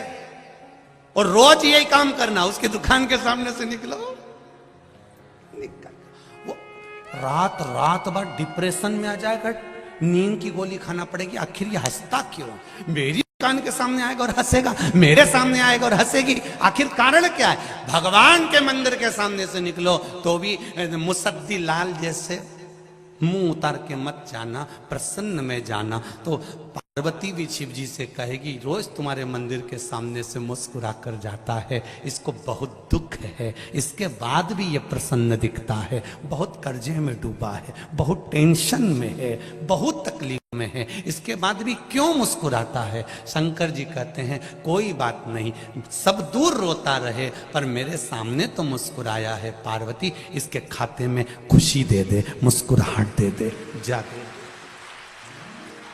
इसको प्रसन्नता दे दे पार्वती, इसको स्माइल दे दे पार्वती, ये प्रसन्न रहे जीवन पर्यंत, इसको वो खुशी दे दे। एक पत्र आया है,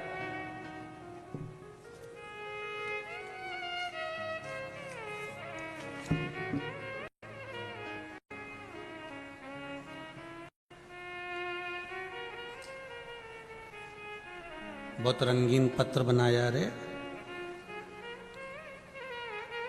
मैं विनोद सिंह सिसोदिया, कहीं बैठे हो तो हाथ हिलाइएगा, विनोद सिंह सिसोदिया।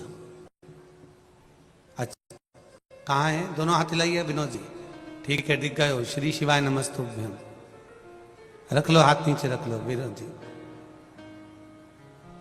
ग्राम नगला खान सिंह, पोस्ट मदनपुर, जिला फर्रुखाबाद, उत्तर प्रदेश का रहने वाला हूं। गुरुजी मैं क्या खान करूं, भगवान देवादिदेव महादेव का। गुरुजी मुझे 2018 में कैंसर रोग हो गया था, मैं और घर वाले बहुत परेशान थे। गुरुजी मैंने 2018 में लखनऊ में इसका ऑपरेशन भी करवा लिया था। गुरुजी मेरी दवा बराबर चलती रही और 4 साल बाद फिर डॉक्टर ने दोबारा ऑपरेशन के लिए बोल दिया, मेरे को कैंसर वापिस हो गया। जितना जल्दी हो सके आप ऑपरेशन करा लीजिए, डॉक्टर ने तारीख दे दी। 20 mm की वापिस गठान हो गई गुरुदेव, तुरंत ऑपरेशन करवाना पड़ेगा, कैंसर ज्यादा फैलते जा रहा है। गुरुजी मुझे कुछ समझ में नहीं आ रहा था कि मैं क्या करूं। हमने अपने घर वालों को जाकर बताया तो वो लोग भी बहुत परेशान हो गए। गुरुजी फिर मुझे किसी ने बताया कि आप सीहोर जाओ और कुबेरेश्वर धाम पर जाकर, हमने टीवी पर सुना है, वहां से एक रुद्राक्ष लिया। गुरुजी 21 जुलाई दिन गुरुवार को हम सीहोर पहुंचे और वहां पर आपकी शिव पुराण चल रही थी। गुरुजी हमने वहां शिव पुराण सुनी, माथा टेका और शंकर भगवान से प्रार्थना करी जब मैं यहाँ से जाऊं तो मेरा कोई गठान नहीं निकले। गुरुजी हमने बहुत कोशिश करी पर रुद्राक्ष समय पर नहीं मिल पाया। जब रुद्राक्ष नहीं मिला तो सीहोर की भूमि को प्रणाम कर कर वहीं का एक कंकर उठा लिया। आप कहते हो कि कुबेरेश्वर धाम की भूमि पर कंकर शंकर है, हमने उसी कंकर को उठा लाए और हमने वही कंकर लेकर आए और उन्हीं को चढ़ाकर रुद्राक्ष मानकर जल पीना चालू कर दिया। गुरुजी मैं दोबारा से चेकअप के लिए लखनऊ पहुंचा तो डॉक्टरों ने कहा आपके जो गठान 20 mm की थी वो गठान आपके भीतर है ही नहीं, पूरी गठान गल चुकी है, आपका कैंसर ठीक हो चुका है। ये शिव है। मैं विनोद सिंह सिसोदिया। सिसोदिया जी ठीक है अब आप? श्री शिवाय। बैठ जाइए, खुश रहिए, बैठिए। श्री शिवाय नमस्तुभ्यम, हर हर महादेव। बैठिए। अब मेरा कैंसर ठीक हो गया गुरुदेव। बाबा की कृपा इसी को कहते हैं। ये पत्र है, शिव की उदारता, शंकर की करुणा। पर पत्र बड़ा सुंदर बनाया रे सिसोदिया जी, बहुत सुंदर। श्री शिवाय नमस्ते। शिव कृपा होती है। आप उसका गुणगान करिए। फिर निवेदन करूंगा, आप शिव का मंदिर संभालो, आप शिव महापुराण की कथा संभालो, आप टीवी पर सम्मुख में बैठकर आस्था चैनल पर या फेसबुक पर 3 घंटे की कथा संभालो, मेरा महादेव आपको संभाल लेगा, यह निश्चित है। करो भजन उसका, करो स्मरण उसका।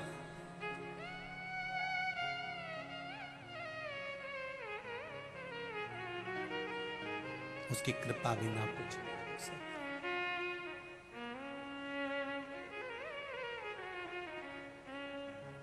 मेरे भोले तेरी नौकरी सबसे बढ़िया है सबसे खरी। मेरे भोले तेरी नौकरी सबसे बढ़िया है सबसे खरी। मेरे भोले तेरी नौकरी, आओ सगाइए, सबसे बढ़िया है सबसे खरी। भोले बाबा तेरी नौकरी सबसे बढ़िया है सबसे खरी। भोले बाबा तेरी नौकरी सबसे बढ़िया है सबसे खरी।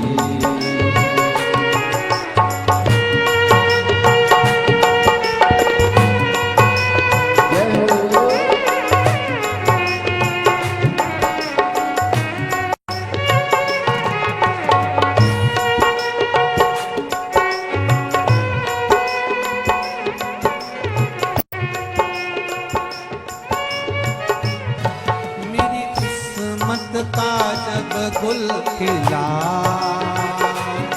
तब जाकर के ये दर मिला।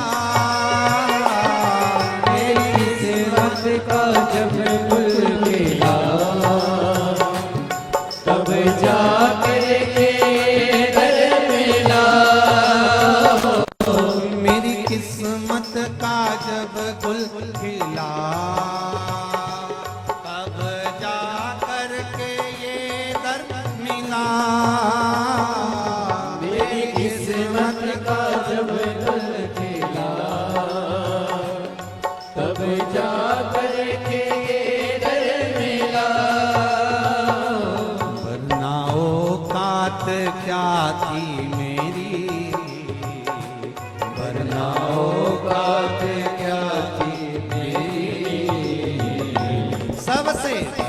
बढ़िया है सबसे हरी।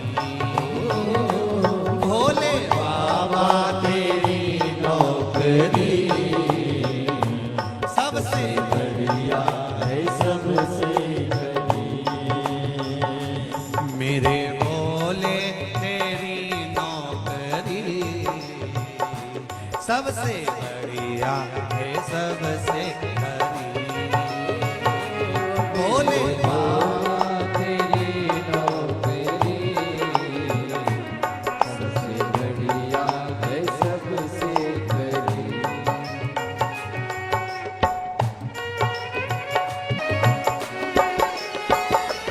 जब से तेरा गुलाम हो गया तब से मेरा भी नाम हो गया। जब से तेरा गुलाम हो गया तब से मेरा भी नाम हो गया। जब से तेरा गुलाम हो गया तब से मेरा भी नाम हो गया। जब से तेरा गुलाम हो गया तब से मेरा भी नाम हो गया। वरना औकात क्या थी मेरी, वरना औकात क्या थी मेरी। सबसे बढ़िया है सबसे हरी। भोले बाबा तेरी नौकरी सबसे बढ़िया है सबसे हरी। भोले बाबा तेरी नौकरी सबसे बढ़िया है सबसे हरी। भोले बाबा तेरी नौकरी सबसे बढ़िया है सबसे हरी। सबसे बढ़िया है सबसे हरी। सबसे बढ़िया है सबसे हरी। सबसे बढ़िया है सबसे हरी। सबसे बढ़िया है सबसे हरी। तेरे दरवाजे की चाकरी सबसे बढ़िया है सबसे हरी। तेरे दरवाजे की चाकरी सबसे बढ़िया है सबसे हरी। सबसे बढ़िया है सबसे हरी। सबसे बढ़िया है सबसे हरी। सबसे बढ़िया है सबसे हरी। सबसे बढ़िया है सबसे जगह पर बैठकर भगवान शिव के मूल मंत्र का स्मरण करते हुए बाबा देवादिदेव महादेव से प्रार्थना करें, हमारे मन की अभिलाषा को भगवान देवादिदेव महादेव पूर्ण करें। भाव रखते हुए हृदय से भगवान देवादिदेव महादेव के शिव महापुराण के मूल मंत्र का स्मरण। श्री शिवाय नमस्तु। श्री शिवाय नमस्तु। श्री शिवाय नमस्तु। श्री शिवाय नमस्तु। श्री शिवाय नमस्तु। भोला सब दुख काटो मार। ओ भोला सब दुख काटो मार। शिव शंकर जपू तेरी माला। भोले बाबा जपू तेरी माला। भोला सब दुख काटो मारा, हो भोला सब दुख काटो मारा।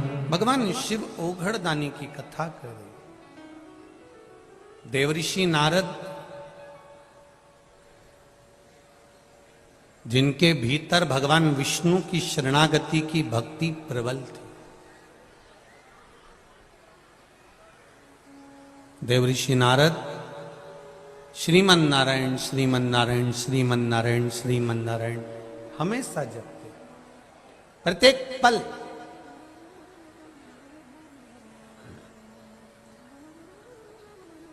एक बात अपने जीवन में जरूर उतारना, जैसे हो वैसे ही जीवन जीना।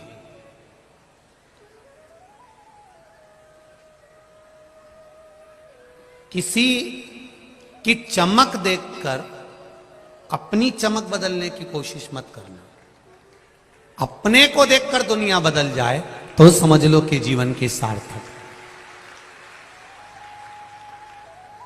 वो इतना चमक है, इतना धन है, इतनी दौलत है, इतनी संपदा है, उनका ऐसा घर है, ऐसा बंगला है, ठीक है, वो उनकी जगह ठीक है। ये तो जो ललाट में बाबा ने दिया है वो हमको मिल रहा है। जो दिया मेरे भोलेनाथ ने वो कम नहीं दिया। बहुत सारा पैसा दे दे मेरे भोलेनाथ और साथ में रोग दे दे, बीमारी दे दे, तो कैसा रहेगा बोलो तो जम के। पैसा किसी काम का है नहीं। फिर तो 2 रोटी दे, अच्छे से दे, और अपन पेट भर कर वो 2 रोटी आराम से खाएं और वो खाया हुआ भी हमारा पच जाए और अपनी जिंदगी खुश होकर जी लें। इससे बढ़कर कोई सुकून नहीं जीवन का, उससे बढ़कर कोई आनंद नहीं। शिव पुराण कह रही है देवऋषि नारद के भीतर थोड़ा सा भक्ति है। देवऋषि नारद के भीतर ऐसा नहीं कि भक्ति नहीं है, शंकर जी की परम भक्त हैं, भगवान विष्णु के परम भक्त हैं देवऋषि नारद। दिन भर 24 घंटे नारायण नारायण नारायण नारायण नारायण नारायण करते रहे। ऐसा नहीं है कि भक्ति नहीं है।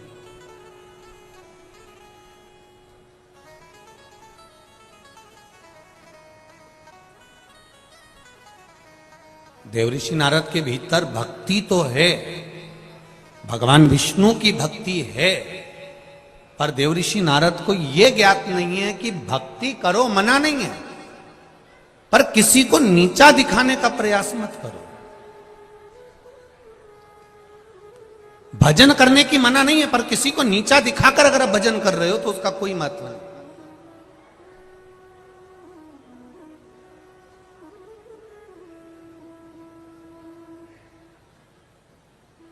कई बार माताएं शिव जी के मंदिर में रहती हैं, रोज जाती हैं, रोज पूजन करती हैं, और कोई माता कभी कभी आ जाती है शंकर जी के मंदिर में। तो कई माताएं जो रोज वाली है ना, वो कहती हैं हम रोज वाले हैं,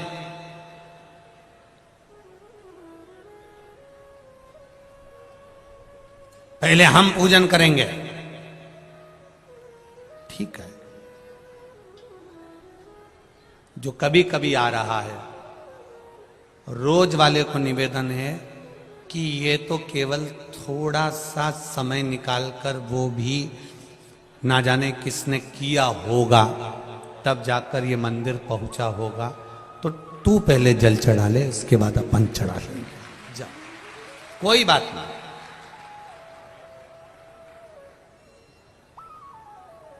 पर कई लोगों की आदत रहती है, जब तक वो 2-4 को पूछते नहीं है, धक्का मक्का नहीं दें, तब तक वो प्रवेश करते ही नहीं है।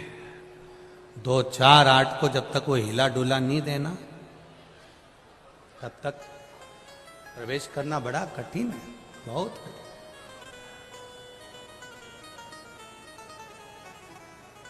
महाराज देवऋषि नारद के भीतर भगवान नारायण की भक्ति तो थी, पर देवऋषि नारद ने एक बार मन में सोचा कि बताओ, भगवान शंकर तप में लीन थे और कामदेव ने उनकी समाधि तोड़ दी।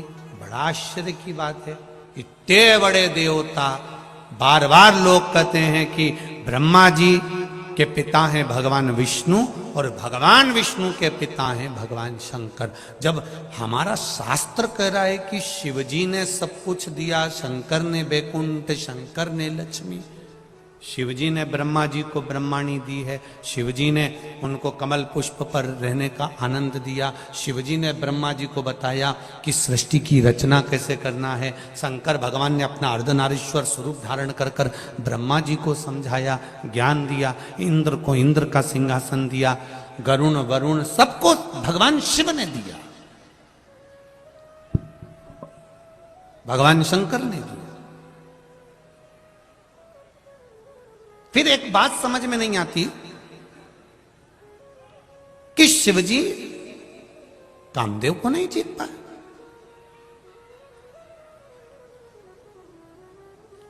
फिर समझ लेना मेरी जीजियां जितनी बैठी हैं इस कल्याणपुर कानपुर में जो कथा चल रही है, और जितने लोग आस्था चैनल पर सुन रहे हैं, जितने फेसबुक पर सुन रहे हैं, और जितने यहां सुन रहे हैं, और जितने बाउंड्री के बाहर सुन रहे हैं, आप लोग भी जरा ध्यान से सुनना। राम जी महाराज का विवाह मुहूर्त देखकर हुआ था। बोलो हुआ था कि नहीं हुआ था? राज तिलक भी मुहूर्त देखकर हुआ।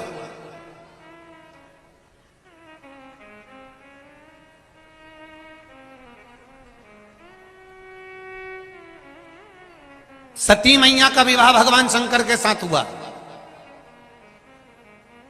पर सती मैया जलकर भस्म होती हैं, राम जी को वन जाना पड़ता है राज सिंहासन छोड़कर, सीता जी को भी वन वन डोलना पड़ता है।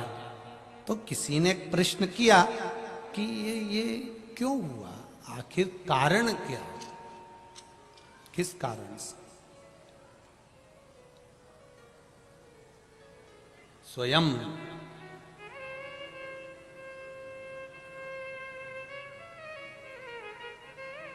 भरत जी ने भी पूछ लिया था पूज्य गुरुदेव विश्वामित्र जी से, गुरुदेव वशिष्ठ बाबा से, अपने गुरुजनों से, और यही नहीं जनकपुरी में भी जनक जी महाराज ने भी अपने गुरु जी से पूछ लिया था कि यह बताओ कि मेरी बेटी के भाग्य में ऐसा क्यों है, कारण क्या? कहा सुनहु भरत भावी प्रबल। ये जो भाग्य में जो लिखा है, चाहे तुम देवता बनकर भी जन्म लोगे तो तुमको भोगना तो पड़ेगा।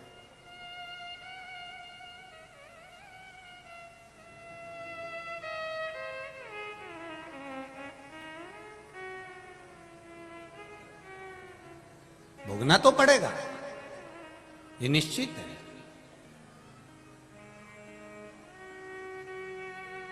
मंदिर जाओ मत जाओ तुम्हारी मर्जी है, लोटा भल के जल चढ़ाओ ना चढ़ाओ ये तुम्हारी मर्जी है, भजन करो ना करो ये तुम्हारी मर्जी है।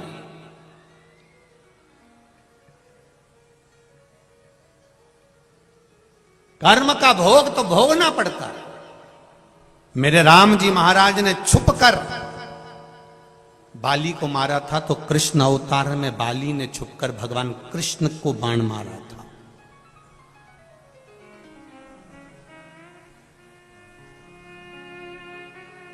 सती मैया ने पूर्व में उमा बनकर जो भाव व्यक्त किया था, उसके कारण सती बनकर जलकर भस्म होना पड़ा।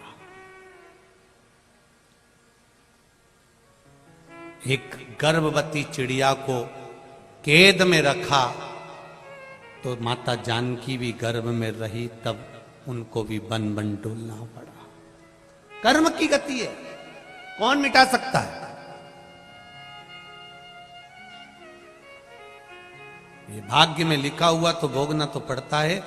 भाग्य का लिखा हुआ प्रत्येक, फिर निवेदन करेंगे कि 13वीं पर ध्यान दिया लोगों ने कि ये मर गया तो इसका 13वां हुआ, ये मर गया तो इसका 13वां हुआ।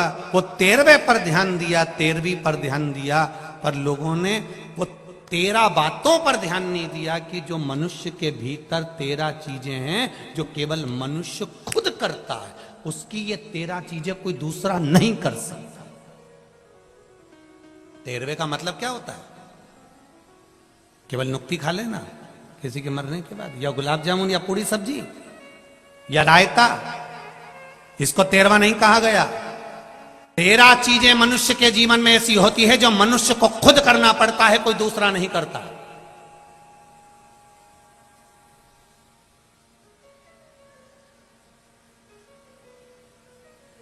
इसलिए मरने के बाद 13वें का महत्व आता है, इसलिए मरने के बाद 12वें का महत्व आता है। क्यों? वो 13 चीजें हमारा सनातन धर्म कहता है। पहला, भोजन मनुष्य को खुद करना पड़ता है। दूसरा खा के बैठ जाएगा और तू उसका हाथ पकड़ ले तो तेरे शरीर में नहीं आएगा। बोलो री जी सही है? अगर ऐसा होता तो आज शादी में सबसे ज्यादा बचत होती। पति तुम्हारा समोसा खाता, तुम सिर पे पल्लू लेके उसको टच करके घूमती। एक प्लेट का भोजन बच गया कि नहीं बच गया? सवेरे पत्नी चाय पीती, पति उसको टच कर लेता, पी ले तू पी ले, मैं तुझे टच करा। बचता कि नहीं बचता? सनातन धर्म में 13वें के महत्व को समझो कि किसी के मरने के बाद 13वां क्यों होता है, किसी के मरने के बाद 12वां क्यों होता है। उस 13वां के 13 चीजें हमारे सनातन धर्म ने दी है कि ये 13 मनुष्य खुद करे तो फायदा है, दूसरा नहीं कर सकता। पहले नंबर पर भोजन स्वयं को करना पड़ता है। दूसरे नंबर पर प्यास, पानी खुद को पीना पड़ता है। पड़ोसी पानी पिएगा तो तुमको तृप्ति नहीं मिलेगी। तीसरे नंबर पर है खांसी। अब तुम्हें खांसी आ रही है, तुम पड़ोसन से कहते तू खांस ले, खांस। पड़ोसन खांस लेगी तो तेरी खांसी ठीक हो जाएगी? नहीं, खांसना भी खुद को पड़ता है। छींकना, जैसे ही छींक आए इतने में तुम्हारे पति से कहते छींको, छींक देगा। छींकना भी स्वयं पड़ता है। नींद, तुम्हारे बत्तल का कोई दूसरा सो भी जाएगा ना तो तुम्हें लाभ नहीं मिलेगा। नींद भी स्वयं को ही लेना पड़ेगा, स्वयं को नींद लेना स्वयं। 5वें नंबर पर, 6ठे नंबर पर आती है फिर उबासी। जो आप मुंह खोलकर उबासी लेते हो, ये भी कोई दूसरा नहीं ले सकता, ये अपने को खुद की लेना पड़ेगी। फिर आया दुख। तुम्हारा लिखा है बहू डॉक्टर के पास ले जाएगी, दवाई दे देगी, दलिया बना देगी, थूली बना देगी, 1 गिलास दूध दे देगी, पर दुख तो तुमको झेलना पड़ेगा। दांत में तकलीफ हुई तो बहू से कह दो तू झेल ले, वो दलिया खा लेगी, दूध भी पी जाएगी 1 गिलास भर के, पर तकलीफ तो खुद को झेलना, कोई दूसरा नहीं झेलेगा। सुख ये भी हम स्वयं झेल सकते हैं, कोई दूसरा नहीं। रोना हमारे बत्तल का दूसरा नहीं रोएगा, तुम्हें देखकर भले रो लेगा, पर रोना भी हमारा खुद का है, हंसना भी हमारा खुद का। 11वें नंबर पर है नित्य क्रिया, प्रातः के समय की, वह भी हमारी खुद की, कोई दूसरा नहीं कर सकता।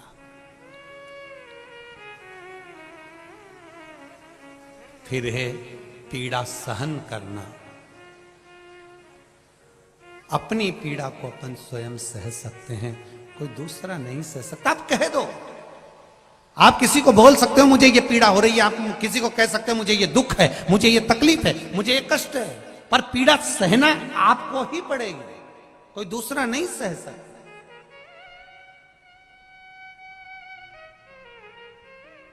फिर 13वें नंबर पर आया है भजन। आपका भजन आपको खुद करना पड़ेगा, कोई दूसरा नहीं कर सकता। आपके हिस्से का आपको ही करना। ये 13 मनुष्य के कर्म हैं जो मनुष्य को खुद करना पड़ते हैं, कोई दूसरा नहीं करता। जब मनुष्य ये 13 में से 12 जैसे आपने अपने लिए करा है, उसी तरह 13वें नंबर का भजन भी आपको खुद को अपने लिए करना पड़ेगा। कोई कह दे कि साहब वो दादाजी मर गए और उनके निमित्त से हमने पंडित जी को भोजन कराया। पंडित जी भोजन कर लेंगे, मना नहीं है। पंडित जी को भोजन करने में मना नहीं, ब्राह्मण भोजन कर लेगा, मना नहीं है। पर निवेदन है, भोजन करने की मना नहीं है, उसके निमित्त के भोजन करने की मना नहीं। पर जीते जी अपने द्वारा किया हुआ कर्म का भोग अपने को भोगना है, स्वयं के लिए।